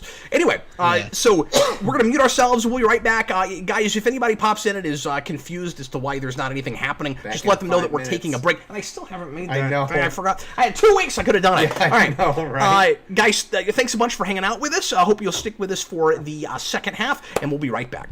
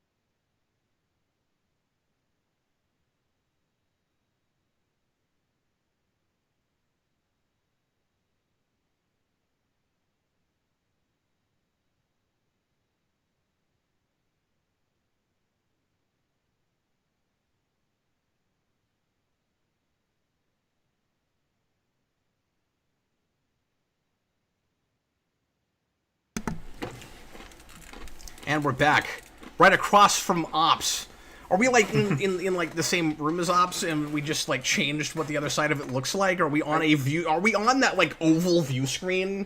Maybe like, we is he are. looking? Yes. Adam, are you looking at us through an oval view screen? He can't hear us because he didn't put on his earphones yet. He's talking to Stephanie. Adam, we're still muted. Yeah, well, you missed while she. No, we're not. You were No, we're gone. not. We're She so not snuck muted. over and Sorry. was playing Man. with Sophie's dog toy like this in the camera. That's funny. oh, are you accusing me of being unprofessional? Because agreed. No, I I'm wouldn't accusing my accuse you of girlfriend being that. That was- unprofessional. She came over and was doing. That's great. I'll have to go back and look at the feed later. Anyway, so we're now going to watch the second episode for the evening. There's something I meant to tell everybody about at the beginning of the show, and Adam, you don't know about this yet either. Next week, I'm going to show off some Star Trek stuff that I just bought, and I have not looked through it all yet, and I can't wait to see what's here. Adam, it's nuts. I just bought out a 500-piece collection of mostly literature. A bunch of books I didn't. In a barrel. It could have been in a barrel, yeah. It's like 12 boxes. It's crazy. It's a lot of novels, but it's also a lot of magazines. I think I bought like 120 magazines. And so a bunch of the Communicator, like consecutive, like 40 something issues of the Star Trek Communicator. A bunch of the fan club magazines. I got several of the TOS photo novels, which are highly sought after and hard to get. I got like every, except for I think the Ship of the Line stuff, I got like every Star Trek calendar between 1982 and 2003. Cool. Like it's a crazy collection. It's a crazy amount of stuff. And the weirdest thing, actually it was Vince's mom's collection. She gave me some of her stuff years ago. I have a bunch of like almost one of a kind like fanzines and stuff from 70s conventions from her. But she was a major diehard. I mean, she still loves Star Trek, but she was a major diehard collector, and she finally decided It's funny to because Vince part with her isn't really stuff. into it that much. I was absolutely shocked and dismayed when I learned that Vince's mom is like a diehard level Star Trek fan on the level or beyond where I am, and I couldn't even believe it. I was like, how'd you not grow up on Star Trek with your mom? I mean, like, I don't understand how that happened. But anyway, what I couldn't believe, and I mean, like, obviously, she was collecting in the 70s, so she got her hands on a lot of stuff that I wasn't around for, but she also kept collecting all the way into the early 2000s. She and I had, like, opposite collections. Like, maybe 5 to 10% of what I bought is stuff I had already. And, Adam, you've seen my collection. How does that happen? I guess that a lot of stuff. just goes to show you how much they made. How much they made, exactly. Did you know there were making of entire book making of movie books for Wrath of Khan, and I did not know that. I didn't know that either. I knew that, but I think I have them now. Yeah, I didn't know of that. I have biographies and autobiographies from TOS cast that I didn't have before. I have poetry books from like 4 TOS actors that I didn't even know made poetry books. I've got like 5 poetry books from Nimoy. That's Do you cool. have any William Shatner's albums? Yes, on record. Oh, cool. Yeah, and one of them I think is somewhat rare. There's a couple of records in there that I'd never seen before that she claims That's are pretty great. rare. But one of the poetry books was fascinating, and I think it was the one from DeForest Kelley. It wasn't even like a regularly published like bound book. It's a chat book it's a chat book that looks like somebody like photocopied it from maybe like typed on a typewriter or something. And I can't believe she had that. Like yeah. photograph kind of a thing or something. I can't. Brandon and I are going to look at a little bit of it after this. But next week I'll pull out some of the best stuff and show it to you That's guys. the perks of being in the bag cave. She had That bunker. the cover of I Am Not Spock that I don't have, so I have both covers of that now. Oh, cool. Yeah, it was wild what she had, and she gave me a fabulous deal on everything. I could not pass it up. So anyway, I can't wait to show you guys that. But without further ado, we're going to go get in now to, I haven't pulled this up yet, oops, the next Voyager episode, because I guess this is Star Trek Voyager Club now. How many? I haven't had a chance to pull this up. How many Please few? do so now. Yeah, thank you. 4, How many fewer people would 4. show up to Star Trek Voyager Club? Do you think? Well, you'd still have me. Yes. I would, yeah, because you had a reputation for being like the got me, Voyager Cap. guy. You're the Voyager guy, I'm Brandon. the Voyager guy. You're the Voyager guy. I feel like the Voyager guy should have remembered Repentance and Via V, but I didn't remember him either. So but I'm not the Voyager guy. I remember most everything else Voyager. Can I remember be the the stuff that Deep didn't Space happen. Nine guy? Huh? What? What's that? What did you say? I said, can I be the Deep Space Nine guy? I guess so. So guys, let me know if anybody's having difficulty hearing us. Mr. Roboto is once again typing things that I don't know what he means. He just wrote "Cap, you are down." I don't know what that means. But were we just offline for a second? We've been having weird internet issues tonight, apparently. So we just literally were down again. Okay, well, hopefully that doesn't keep happening, because that's going to make trying to sync later with a commentary awesome. All right. Yes. So let's get in now to Via V. Is everybody ready? This I'm somewhat prepared for. I just saw this recently. Viz a viz. Stephen Ernest, your title says Enterprise, but you're watching Voyager. That's what happens when you let a digital wheel choose things for you. Here we go. Via V, episode 20 of season 4 from Voyager. If you're watching this after the fact and haven't pulled it up yet, everybody please press play right now. Man, you had a dime for every time I've had to say that. You'd have. What episode yes. are we on? The camera row. Well, yeah, but also just commentaries Yeah, for everything. years and years. Yeah, as soon as Yes. I said that. Mr. Roboto, who was the Enterprise guy? We don't really I have an remember this. He Enterprise was late for guy. shift. Yes, the doctor is angry with him for not showing up to help him be a nurse, because since Kess left, there's no one else on the entire ship to do that but the pilot. They had a nurse, and she was whoever they were killed with that doctor, that jerk doctor and caretaker. You're telling me there's no thing. one else on this entire ship with medical experience? Yes, they have Than one. They the had two pilot, people. who Two for people some on the whole reason ship, apparently outranks the chief engineer? I'm still going to complain about that. Well, Mr. Roboto, we also didn't have a Discovery guy because Discovery didn't exist yet when we were doing Star Trek Club, and we've not had a club until this one that we're doing right now since that show started. And we started this well after the second season, right? We started this while Picard was still on, or just after it finished? I guess it was just after it finished. Just after, maybe. Maybe while it was on. It's a Chevy Camaro, Brandon. I said that joke already. Yeah. But my audio must have dropped out. No, it's in the episode. That's fine. Yeah. Woofers. So how do you guys, maybe we've talked about this before, how do you guys feel about Paris being so into 20th century like culture and technology and stuff? Like, is it too easy? It's just a way to get stuff that we recognize in the show, or does it make him more endearing? I mean, it makes him more endearing. I like it. I think I mean, if at least someone's into it. It seems like everybody else is like, no, I don't want to even talk about that period. That's a good point. Yeah. Now, we do periodically have guest stars that will pop in and like know a lot of stuff about the period we happen to be in right now. Right. And like that guy that's into baseball. Well, but that's even, a sport that lasted for some amount of time. So Right. But I was that guy from Evolution. Yeah, what's up? Yeah. he's wearing the jumpsuit. I was thinking maybe some of that grease was a little holographic, but I guess not. I was about to make that same point. Yeah. How does that stay on He's got holographic grease. Did he replicate it Maybe that so way? he He replicated it to with the look grease like it stain. had a lot of oil all over it. Now the holodeck does use replication technology for Yes. some They things. seem to That's know it. true. So I don't think maybe he should be it's annoyed doing at the him. actual I'm pretty sure he grease. was off duty.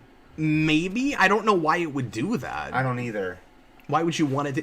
They can. We are so inconsistent. It's not just Voyager, and of course, keep in mind it's a lot of the same people making both shows. But like between and DS9 too. But like especially between TNG and Voyager, Voyager will completely kind of retcon things TNG did. But both of with the holodeck specifically, both of them cannot decide how it works. I remember this episode now. Like Voyager will say that sometimes the clothes you're wearing are holographic. Like in the same show, you have Paris walking off wearing that. And then later, you're going to have 7 of 9 wearing a dress that is holographic. Yeah.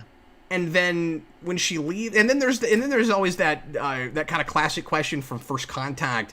If you're a lady with a revealing dress and you have it and it's holographic, but what you were wearing underneath it doesn't have cleavage, then do you now have holographic cleavage? It's weird. Apparently so. Like, I just don't even understand that.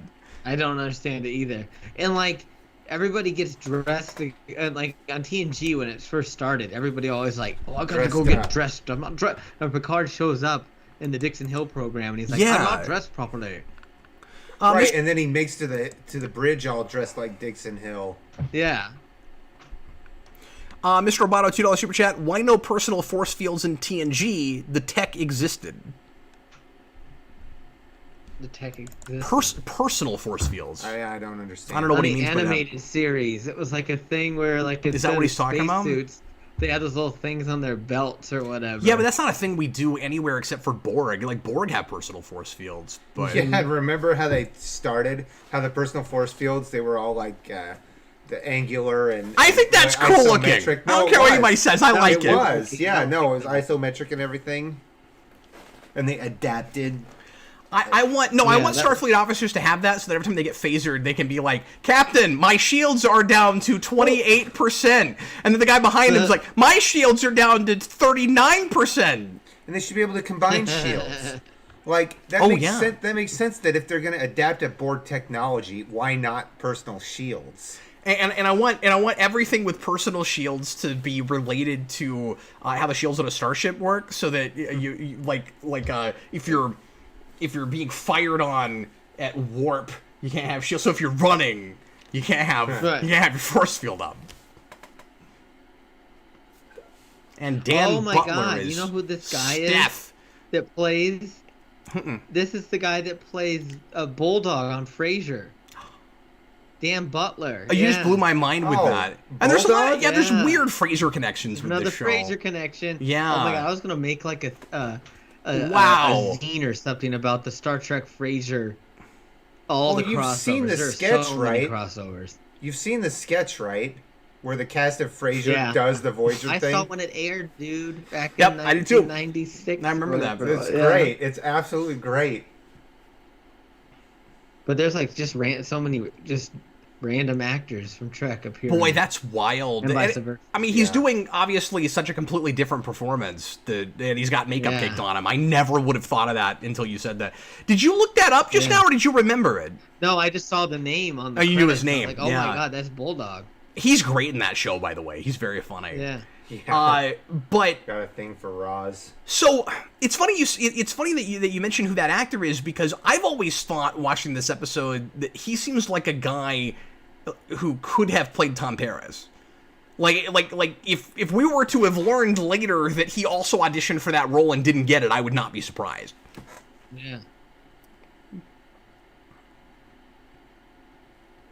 Huh. Yeah. Mr. Roboto says the reason they wear real clothes in the holodeck is because you would leave naked. Yeah, but a lot of the time they'll put on a costume and then go into that. Like, why do you sometimes put on a costume and you sometimes get it put on you? Maybe the idea when you're when you go into the holodeck is you forgot to wear a costume, and so it's not a holographic costume, but it's actually like replicated onto you, and it happens so simultaneous and seamlessly that it looks like you had something else on underneath you. Except that anytime we show it unmaterializing, it doesn't unmaterialize like a transporter. It looks like holograms leaving a person. So like it isn't that, but it could be that. But it could be that, right? So yeah, he just invented a new mode of travel, and he says this to the captain, and she says what it is. He shouldn't be like, you've heard of this technology? Yeah, I mean, one thing you got to keep in mind is that he's got a coaxial lot cable. on his mind right now because he's pretending to be somebody that he isn't, and he's pretending like he made that technology, but Yeah. he didn't make it, if memory serves. So.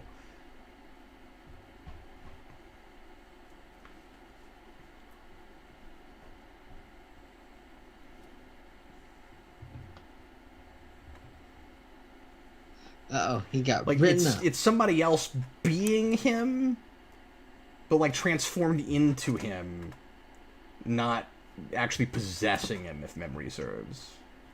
I know I just saw this a few weeks ago, but I can never keep straight exactly what it is because it's weird. Busted Sim says this man has nostrils on his forehead. Did these two ever really get along? They always have an Here and antagonistic there. relationship. And we never do enough with the antagonistic relationships with Chakotay because, like, and I know we've talked about how Chakotay is underutilized like a bazillion times. One of the reasons it's so frustrating is because he's got all of these potentially interesting, like friction. I almost said frictional. That's a word I'm gonna start using. Like kind of. Dynamics with people that are fraught with friction that we never really do enough with. Paris is one of them, and Tuvok is the other. And like Chakotay and Tuvok should be put together all the time, buttonheads. It could get old and irritating. You have to write it right, obviously. Well, that's weird. But once Right. again, as we've talked about a lot, it's that issue of constantly walking that line between, you know, the like good TV drama and the Roddenberry thing, where it's like, how much do we want to actually allow these characters to not get along? But we started with Maquis, partly, I think, in order to easily be able to do that. So let characters not get along. It's Right. fine. Have some drama. It's television. Right. He's his girl now. Yeah.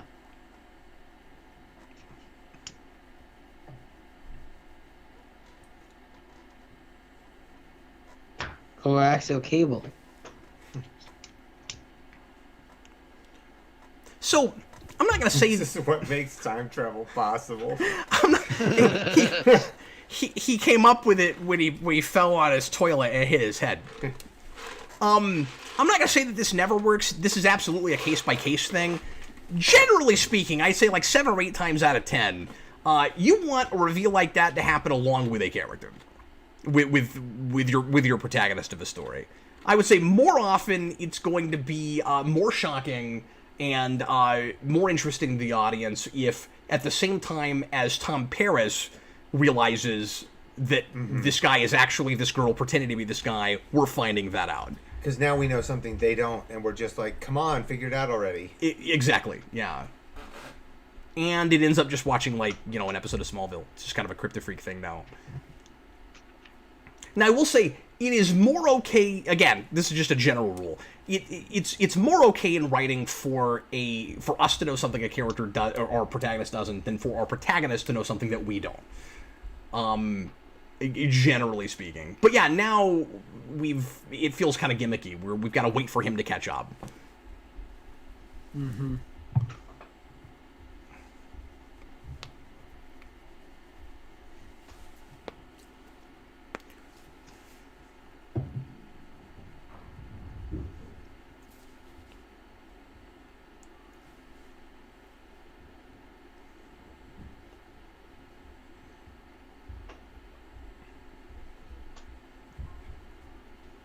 See, what I would have done with this, because like these guys are getting along so well, it's kind of a fun friendship. They've got a good kind of friend chemistry.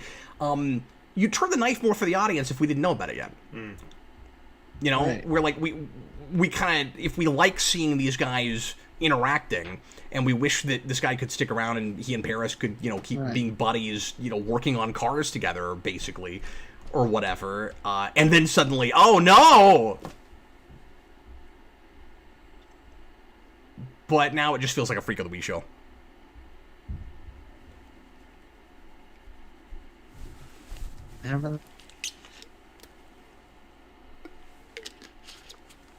have like a weird thing.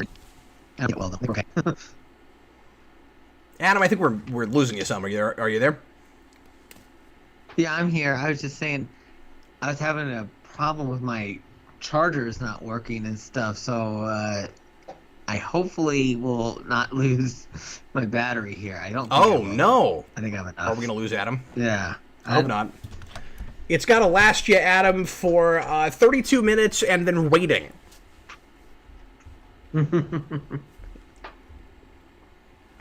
Let me try one thing. I'll be right back. All right.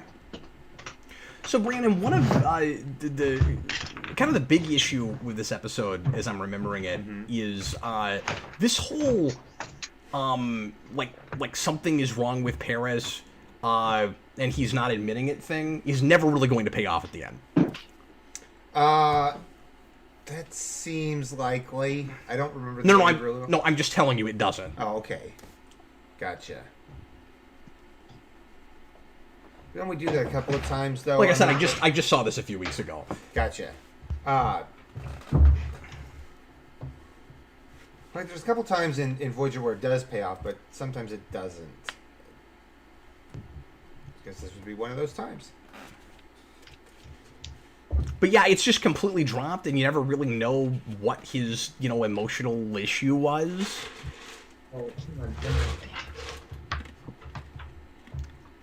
It plays like it's supposed to be a character piece for him.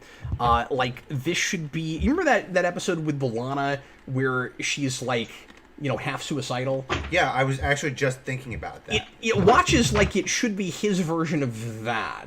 That's what the parallel that I made in my mind when you said that. It's like, oh, it should be more like that when she's on the holodeck and she takes the safeties off and she's dive bombing in the shuttle. Yep.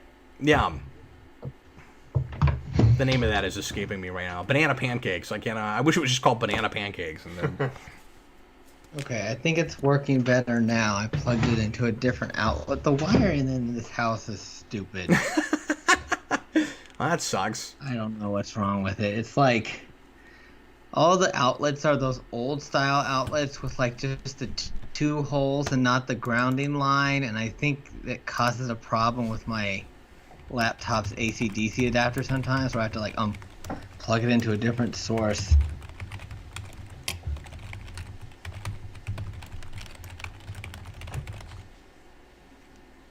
Yeah, extreme risk. Thanks, Busted Sim. And that's where the Delta Flyer comes from. Man, he is just on the ball. I wonder if this is a real garage. You know what it looks like? It looks like a set on some sitcom. Yeah. Yeah, it's not Home Improvement, but it looks like it could be. Say it's Home Improvement.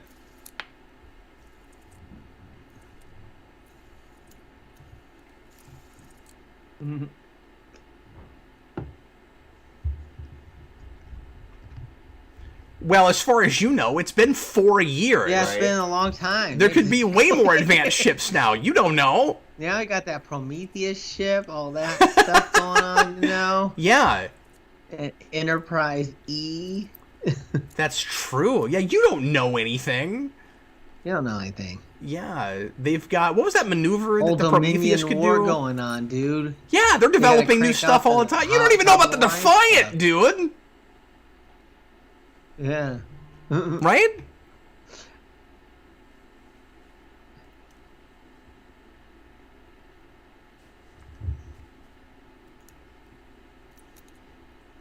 But yeah, this is such a typical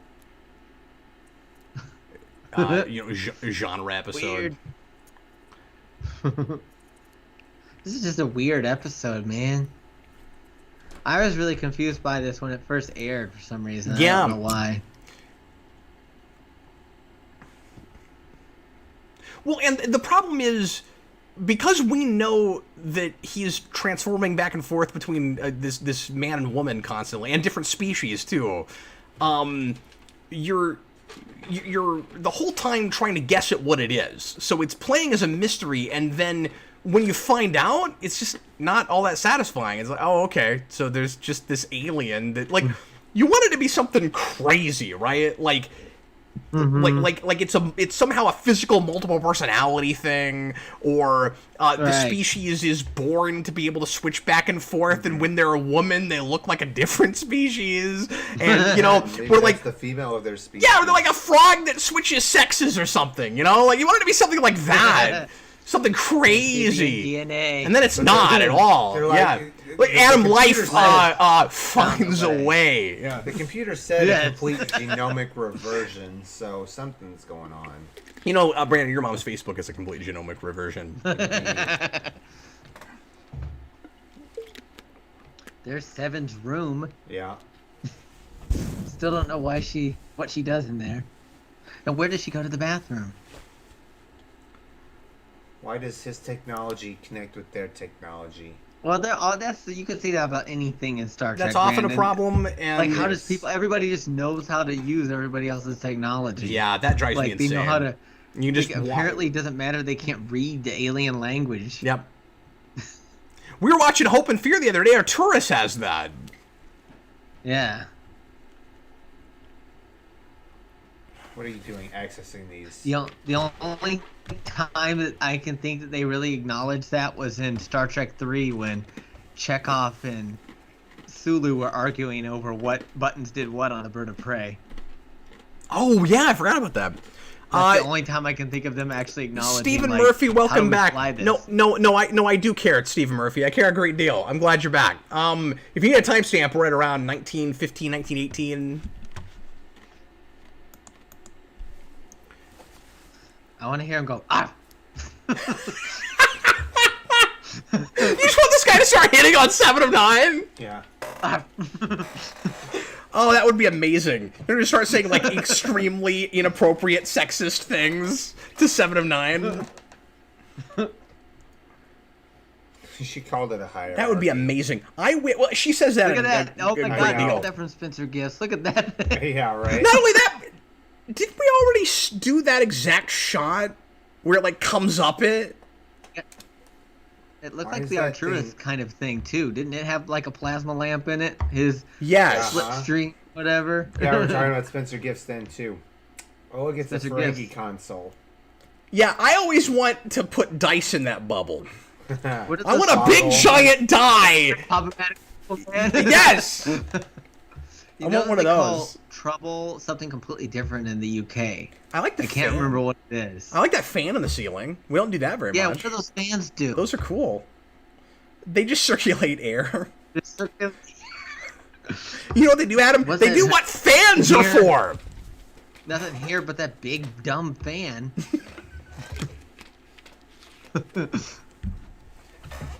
Oh, well, that's good. God. They're compatible. This is horrifying. We're compatible, this is terrifying. Tom. It is terrifying. Oh, yeah, that's right. They, like... Yes, I remember it's this. So weird.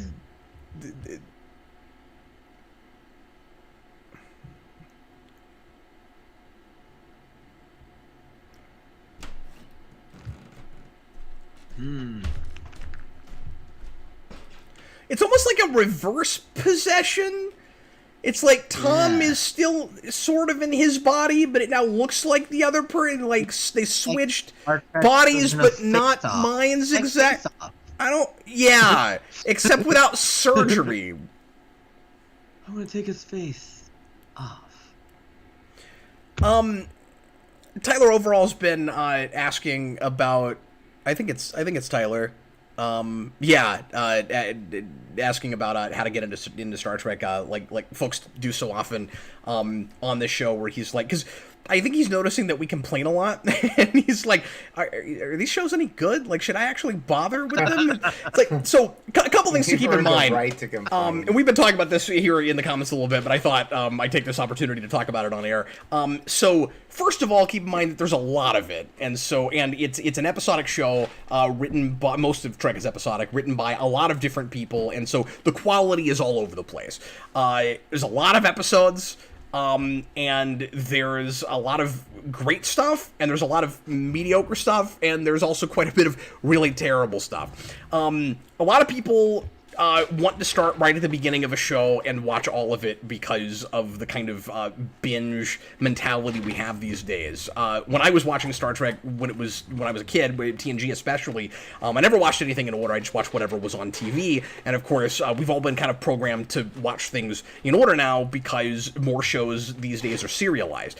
I'm not going to say don't do that. I am going to say if you start like TNG from the beginning, Voyager from the beginning, even DS9 from the beginning because it doesn't have a good first season, you're likely to get bored and think that the whole thing is a lot cheesier than it ultimately will end up being. That is true of all three of those shows. My advice is always start with TNG. My advice is always watch Best of Both Worlds first. I don't know why it works, but it does. It's how I got Eric into Star Trek, and that has been my advice for years. I don't know why that works, because it's one of the best episodes, and it's really easy. I would think it would be easy to watch that episode, and then everything is downhill from there. Not everything, because it's not the best episode of that show, but like, you'd watch a whole bunch of episodes after that and be like, nothing is as good as this. But for some reason, it tends to work for people. I always say, watch Best of Both Worlds, and then go back and watch Season 3. And then either watch all the way up or I have a couple of videos with lists of the major episodes and the best episodes worth watching in TNG. Voyager, I'd kind of say the same thing. Watch third season, or start at 4 if you like arcier things, and then just prepare to be disappointed when the whole show is not like that.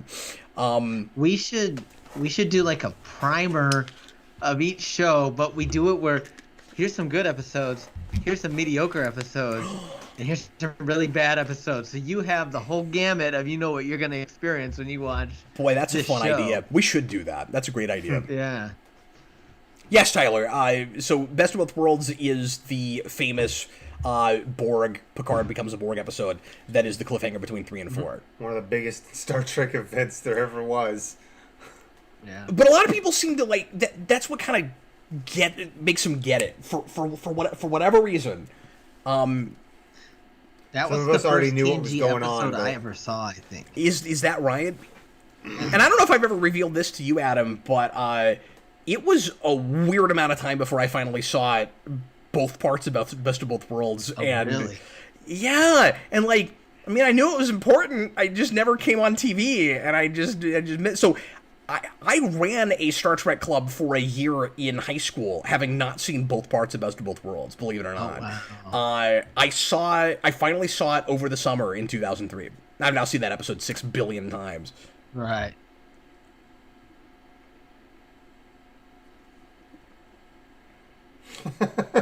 The doctor always looking at the positive side.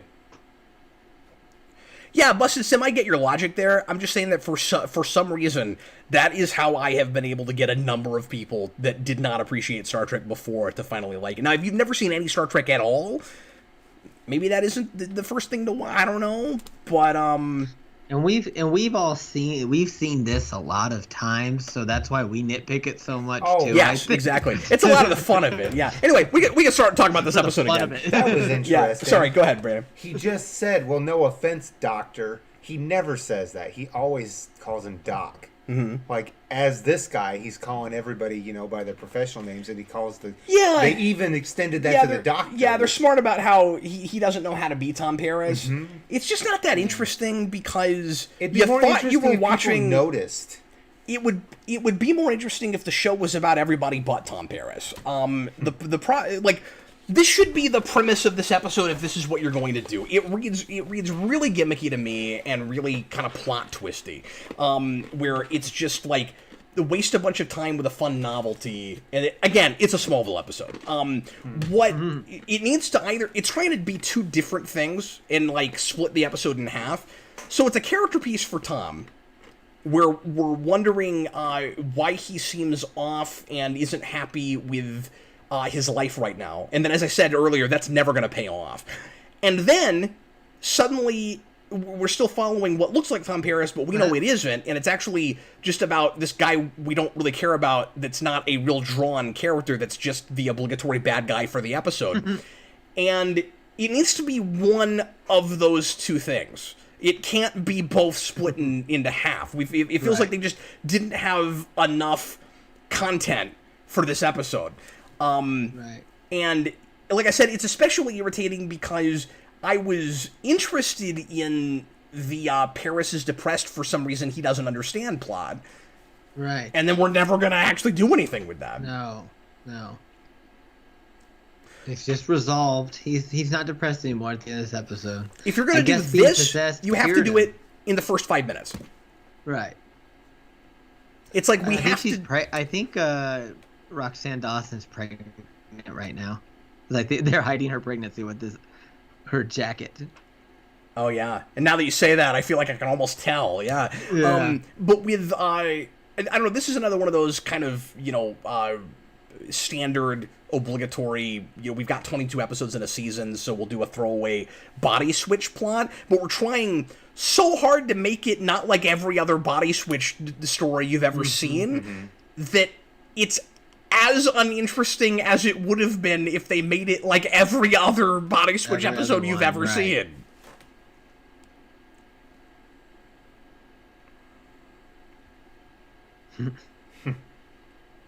This is weird for Tom. And yeah, so it watches like whatever Tom's emotional issues were is just a plot device to get to this. To be the extra weirdness. Yeah. Like, Well, so that she has some issue with him so that he can then impress her in some way. Maybe. And like, this is like Tom Paris development that isn't actually Tom Paris development. Well, there's no development here whatsoever. Well, yeah, but I mean, like, well, what I mean by that is, like, because it's not Tom Paris, it's not that. No, it's just a waste of time. Yeah. Filler in the episode. Steven asks, so did Tom and B'Elanna... I guess he means, what was Tom and B'Elanna a pairing that makes sense, or were they just put together because they thought the show needed a romance? No, it is actually kind of there from the very beginning, almost. It's pretty well slow burn developed, I think. It's not, and this is also very well handled, but it's kind of the opposite of what happened with Odo and Kira, where that was never thought of at all, and then suddenly the producers went, wait a minute, there's this on-screen chemistry that we didn't write, let's do something with it. With this, they have a spark from the very beginning, and Paris is clearly really into her from the get-go, but is a gentleman and respectful and kind of, keeps his distance. But occasionally will go, yeah, I'm really into you. I kind of wish we could have a thing. And, we deal with that in Blood Fever, of all things, which is not a good episode. But, he really wants to have a thing with her, and it's kind of a be careful what you wish for sort of thing, because he gets his chance to do that, but in the middle of a Ponfar thing. A Klingon Ponfar. Yeah, that happens. But is that the episode when... What was that guy, the Vulcan, that's on the engineering staff? Yeah, that was... We never saw before, and then suddenly he's in 3 episodes in a row. Vorik. Yeah, I think he's Jerry Taylor's son. That's why. Is that who that is? That's hilarious. That actor was, yeah. You know what, though? I think his name was Vorik he's quite, or something like Vorik, that. yeah, he's quite good, but though. He was like... And the doctor gives him the surrogate on the holodeck to try to cure his Yes. Which is what they should have tried in the first place. Like, duh. That's what you do. I don't know. Yeah, because that's what Tom Paris would do. You're doing a great Robert Duncan and McNeil impression when you do this. That's precisely what he would do. Okay, that's pretty good. Yeah. She kind of reminds me a little bit of Seska. I knew you were going to say that. Yeah, kind of.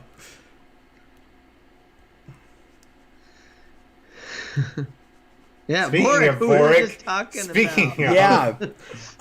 But to go back to that question for just a second, when we finally do put them together in that early season 4 episode where they're running out of air out in space in their spacesuits, it's a wonderfully romantic scene. I mean, I think that whole thing is really well handled. The commercials for that episode, Adam made a big deal out of. This will be the one where the romance starts. Yes. And it was like heartbeat, flash of their face. Noah says, I might be in the minority, but I like Odo and Kira together. They're also my two favorite characters anyway. You're not in the minority. I think the majority of people like that. Mm-hmm. I could be Odo and wrong, Kira? but I always thought that worked, and I don't know a lot of people that hate that. Yes, she would use the transporter. That's how Janeway would execute you.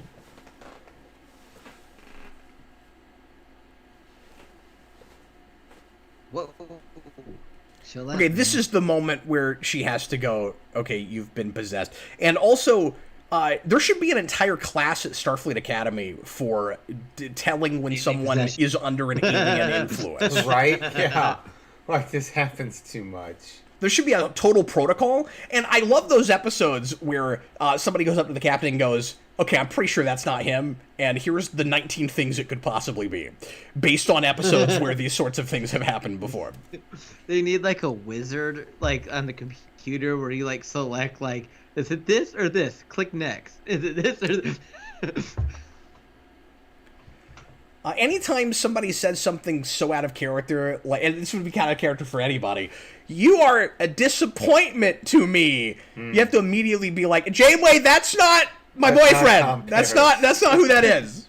Is it just me, or does everybody's hair seem a little different in this episode? Yes. So I noticed this with Tom first. He's got an extra little, like, on his hair. Poof on the side. Yeah, what you didn't know is that the hairstylist has an understudy. Yeah. They teased his hair a little bit wrong. Her poof seems a little higher. His writing is so generic. Hers is a little poofier too. Here's what's also stupid annoying.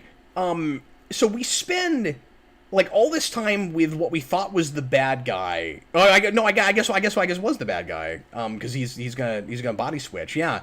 And so we should have gotten a sense of his/her like unique person. I don't guess I know if the actual entity is male or female by the end. I'm not even sure about that. They switched so many bodies. I guess we never know. Well, that's kind of fun, isn't it? You have no idea, like what that, What the original.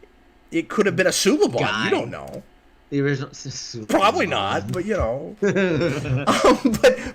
anyway, we spent enough time, and I know that guy was pretending to be somebody else, and the whole thing was ruse, but was a deception. But like, you don't want to spend that much time with a character, and then they're written so generic, where you're like, yes. I don't feel like I'm experiencing this unique person that I've been with this whole time. Like, we should know something about how this person acts and reacts versus anybody else. Oh, look, the captain is in this episode. See, her hair is different. So you know what happened to the Suliban in the Unmade season 5? No. Archer wiped them all out. That's why they don't exist in the Are you, in the 24th you're kidding right now, right? Yes. They could have done that. That's the follow up. That's the follow up to what is it, Shockwave? I like how you had to ask. No, not sure. Because Dude, you could see Archer doing that. No, I put nothing past the Berman and Braga with that show. Like anything. Well, no, I'm sorry, they weren't running the show anymore. But even with Kodo, who I like, I don't put anything past that show. But no, I was just gonna say they do a follow up thing where this time he really does burn the atmosphere off a planet.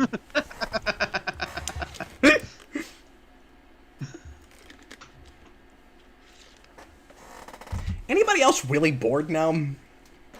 Yes. Well, I mean, we all know what's gonna happen. Yeah, man. Bizarre. It's bizarre. Let's all go on shore leave and go to a bazaar.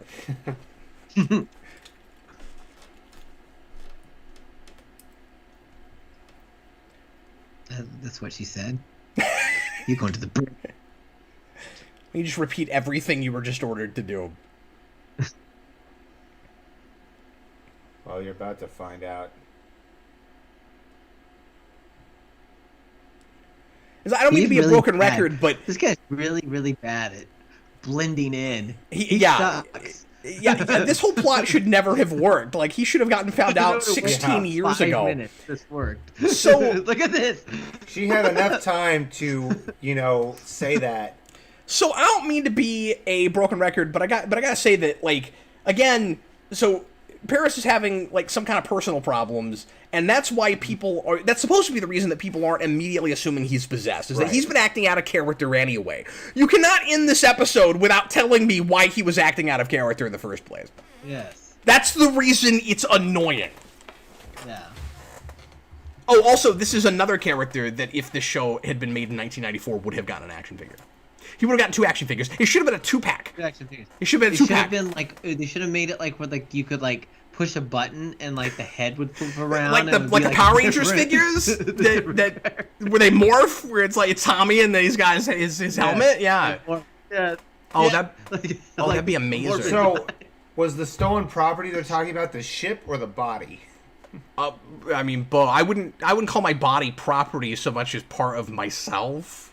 I'm sure. Still mad they never made a Dexter Remick exploding head action figure from Conspiracy. But Busted Sim, that's great. But the Busted Sim is just with a 3D printer. Busted Sim is just calling the obvious formula of how this episode has to work. He says, "So they just switched again, right? Like nothing gets past Busted Sim." So Brandon, I don't know if you remember what happens in this episode, but don't be surprised when it turns out that some other character right now is the bad guy, because that's what's that. Good job, Janeway's Busted the Sim. bad guy. That's right. Yeah. Yeah, that's right. Yeah, Janeway's He's the bad guy. I remember. Weird. This is worse talking over it, which I wouldn't think would be the case, but it actually is. It's more fun talking over it though, because this is another kind of slog. Now I'm gonna blow you up. So tonight we got 2 Voyager episodes, one of which I didn't remember at all and was bored by, and then at the end went, "No, that's pretty good," and another one that I'm more bored with talking over than I was when I watched it a few weeks ago. Leslie Sim says, "No, I can't actually remember. This is my bland Trek." Oh, he's got the thing with Voyager that you do with Enterprise. He doesn't know it as well. Well, you called it. Right. I'm pretty sure he's right. Oh no, he is. I just saw this. That is what happened. Yeah. Uh-oh. Sneaky.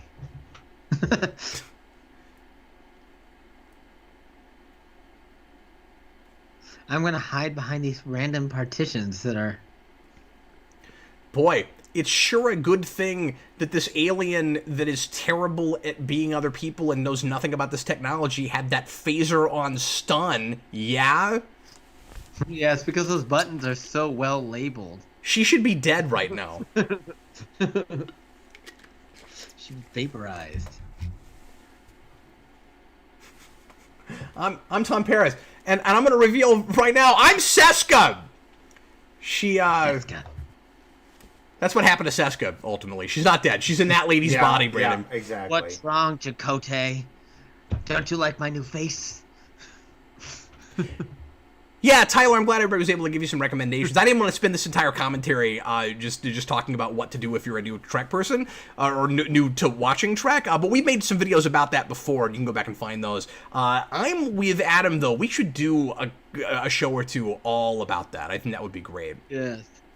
And maybe that night, Adam, we should not spin the wheel and actually choose some specific things. Yeah. You know, we can make the show like... Oh, I know what we should do. We should do a couple of commentaries directed entirely at people that have never watched Star Trek before. Huh. Yes. Okay. I think that could be really fun.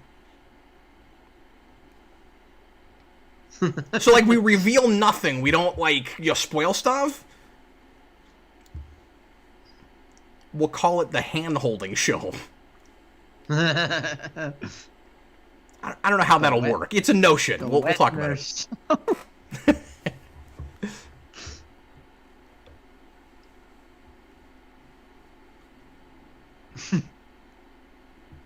Well, she's having fun. Again, it's a Smallville thing where it's like, we're all so bored with our jobs, it's fun when we get to be out of character and wacky and weird. Yeah. Man, coaxial warp is... Coaxial warp, Brandon. Yeah. Yep, so that means that the modifications of the shuttle worked. That's the coaxial cable. Yeah, you know what they're going to invent after that? They're going to invent now they get composite cable warp, and then they'll have component cable warp, and then in a couple of years they'll get HDMI warp. Cable warp. Yeah. HDMI warp. So they have this Display warp drive warp. where you have to put in a yellow cable and a red cable and a white cable, and then later on, you have exactly the same looking warp, but it's just it's just a little bit more well defined. I wanted to When see you them have all a get green reverted. cord and yeah, so did I.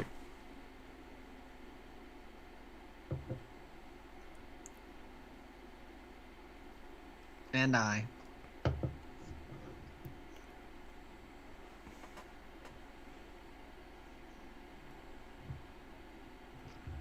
That's a Styx song. I like that they never show how the Doctor does this crazy stuff. Right. Bintha.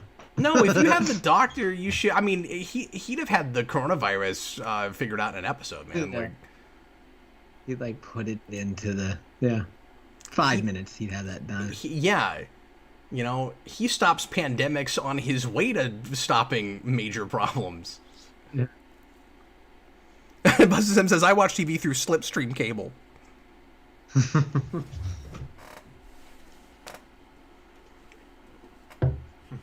Okay, so you'd think that this would be the scene where B'Elanna walks in and they have a That comes deep out. heart-to-heart conversation. That is Yeah, this not is going to definitely happen. This should be where we find out that all of his friends, like in the Maquis, died, and this is how he's dealing with it.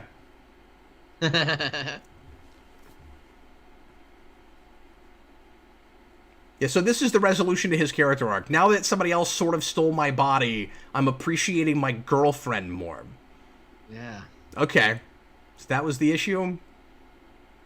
You're just too much of a gearhead? Oh, good. Now I appreciate Tom Paris so much more that I know that he's just a typical 20th century man. Yes. Fantastic. My hobby. Camera. Camaro. Camaro. It's a mint condition because I programmed it that way. Right? Yeah, exactly. Look at my mint condition. Yeah. Hey, do you think that pickup truck is still in the cargo bay? I wondered From the about that. From the 37s. Because, like, yeah, that's that internal combustion engine scares Tuvok. As much as you could scare So, Lisa Clank. that episode kind of sucks. It's not great. I'm glad we got it knocked out. For me. I mean, it's not the worst thing ever. It's not unwatchable, but it is bland television, man. That's some bland television. Bland. Let me tell you. Okay, guys, we're gonna go ahead and rate the 2 episodes we watched tonight, and then we're gonna bid you guys farewell. We'll be back again, of course, next Monday to do it all over again. And guess what? We're out of top 10 lists to do, but I'm gonna show you guys a bunch of cool stuff that I just bought. This massive collection I got this morning. How about? So look forward to that. Yeah. How about the top 10 list of top 10 lists? What? I don't get it. No. Okay A then. top 10 list. Well, of never all mind. What does that have to do shows? with Star Trek? Huh? You mean a We're top out of 10 lists list to of do, all but the we've done shows? so many lists. No, we could do lots more lists. I'm just saying we don't have to do any more top 10 episode lists. No, I understand. Is what I'm- I understand that. Okay, anyway. So let's go ahead and rate these episodes See how now. I'm treated? And Adam, why don't we see I'm the see how I'm Steph. treated? I have to choose between pretending like that was funny and not pretending like that was You don't funny. have to pretend. Okay, well, I didn't. Tell me. There you go. Cool. Okay, so I chose the right direction. So Spencer, Adam, what do you rate these 2 episodes? We watched. What was that? What was the name of that episode? Repentance? Repentance? Is that what it was? Boy, it's Yeah. been an hour and a half. I'm never going to remember that. Repentance. And I'll then give we watched V.L.V. Go ahead and rate. V. Yeah. Yeah. 0 to 4 scale. which Go ahead I'll- and rate. That always makes me think of those overhead markers from school. They're called VRV. Yes, I don't they know why I were. remember that. But The dry Let me erase see. markers. Noah liked first your joke, so one- that's good. not the dry erase, the overhead markers, Brandon. Get it right. We use the First same one thing. I give a 3. A solid 3. Yeah. And then Yeah, I the think it's that good. Yes.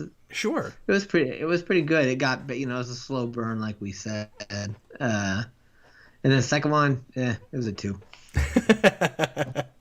Busted Sims ratings are yep and sure.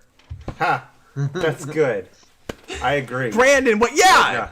It's mediocre night in Star Trek Club. I hope you've enjoyed it. Brandon. I'm giving both of these. I'm gonna give them solid 3s, honestly. Oh, both of them? Yeah, both of them. Wait. I'm sorry. You think these are on par with each other? You think that episode is as good as the one before it? Oh, I'm not gonna say Repentance is a great episode, but though I could give it a 2.75. I give the second one a 2.75. Then. Okay. I'm gonna go in between because I didn't think either one of them were absolutely terrible, of course, but I tend to rate a little bit on the higher side, because I don't want to rate anything too low. I reserve that for the worst of the worst. And I just don't feel they were 2 or 2.5 material. So the first one a 3. So you save your middle of the road 2 for the worst of the worst. 2 points. Yeah. No. So you're rating on a scale of 1.5 to 4. That's the scale Brandon's rating on. I rate to the rate of my own drunk. Out for the worst of the worst. So I'm sorry. I'll let you talk. 3 and a 2.75. This one, no, clearly this one's not as good as the other. I thought that some of the premise was interesting if they could have executed it better, but like so many things, Voyager, the premise is better than the execution. So, what can you do? Wait, with which one are you saying the premise was better than the execution? The second one. What was the premise, though? Well, the premise was body switching again. What was the premise? I wish we could have done more with this particular one and fleshed it out and Right. I wish it had a premise beyond just let's roll a d20 and do a standard TV thing we've had it 1,000 times in genre shows. Okay. Ryan, yeah, if he had some sort of interesting thing about him other than the fact that he was just a body snatcher, yeah, that's all I'm saying. Yeah, you're right. Body snatcher. Maybe. I mean, obviously you're entitled to your opinion. I don't mean to argue with you. No, but you're right. You know what? I'm just challenging you because I want to know what the cool premise that you're seeing is that I didn't see. That's all I'm asking. When you say a concept over execution, okay. What was the cool concept here? It just. I'm always a fan of the body snatching stuff, though. See, sure. But that's a totally fair thing to say, then. So you're saying that's where it comes from for me. Well, sure. If you're a time travel person, even crappy time travel episodes, or if you're I love holodeck episodes, even the bad holodeck episodes. I'm a time travel person. I like that one with the. Well, no, then that's a perfectly fair, subjective feeling to have. Yeah, absolutely. Yeah. Sure. So I like the body snatching stuff. It's just I wish we could. I guess that is not a premise in and of itself. I mean, it's one part, but we didn't give Tom Paris a real character arc. We didn't understand why he was upset to begin with. We got the alien's reason for being upset in It was Tom's it was written in a different writer's room at the 11th hour. Yeah. We're all right. I'm gonna change my rating to a 2.5 on the second one. I had that effect on. Okay, so it went down to a 2. So it's a 3. Then a 2.75. Well, no, it makes sense if he's rating on a scale of 1.5 to 4, though. It's a curved scale. When we did Star Trek Club, did you ever go down to a 1 or a 0.5? Did you ever watch anything that would? I'm sure that I did. Zero? But can you think of what it was? I rarely gave anything a 0. I don't know that I've ever given anything a 0. Yeah. I mean, I can almost always come up with something positive to say about a thing.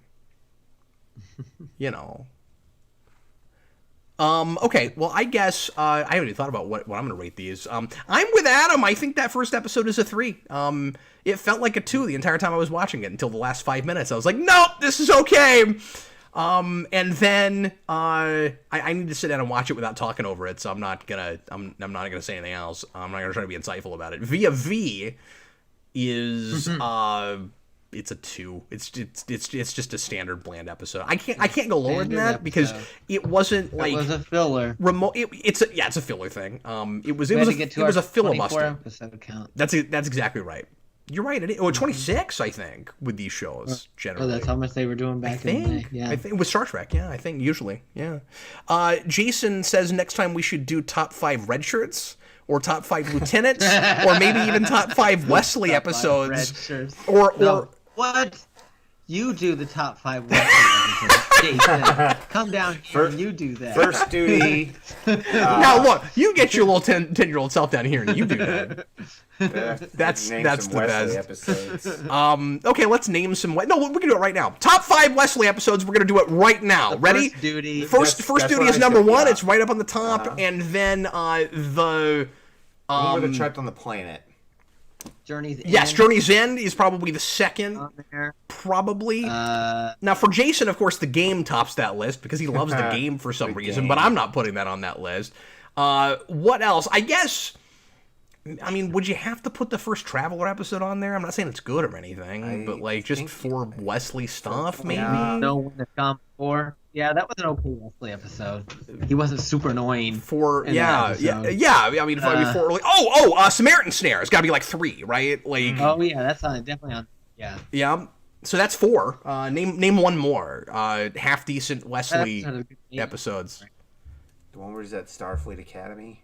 That's the first duty. That's the We did that. tippy top. No, Yeah, we the did one that. where he's like, is that also the one where he gets the test right? They're testing him on whether or not he can That save. wasn't Starfleet Academy. That No, was they're some not in the random- academy. They're on the ship during like- that. It was a base. Oh, it was a base. That's what it was. I yeah. I thought of that episode too. That's probably in there. I can't remember Or the name of it. Okay. Evolution.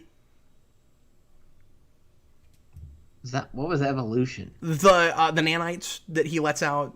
Yeah, that's a good Wesley. That's an okay episode. Put Yeah. that on there. So there's your Yeah. 5. Yeah, there you go. So we did it. Deal with Yeah, it. We didn't have to watch them. We did it. Yeah, there we go. Yeah, we're not even gonna put it in the There you title. go. Kick that out. Yeah, there we go. All right. Well, The everybody. top 5 red shirts. I like how the top 5 Wesley I don't episodes know. just went like that, but our top 5 He said everything top 5 else was red like we shirt. talk about at length. Well, that's because if you're gonna do it's different though, Brandon. Because if you're gonna I say know like it is, your but it's still funny. no, it's not. If you're gonna say your top 10 best episodes out of an entire series, you have to like explain why course. more than you have to with something where you go, this person usually sucks. Here's 5 places where he doesn't But suck that's as why much. it's funny to me. I don't know.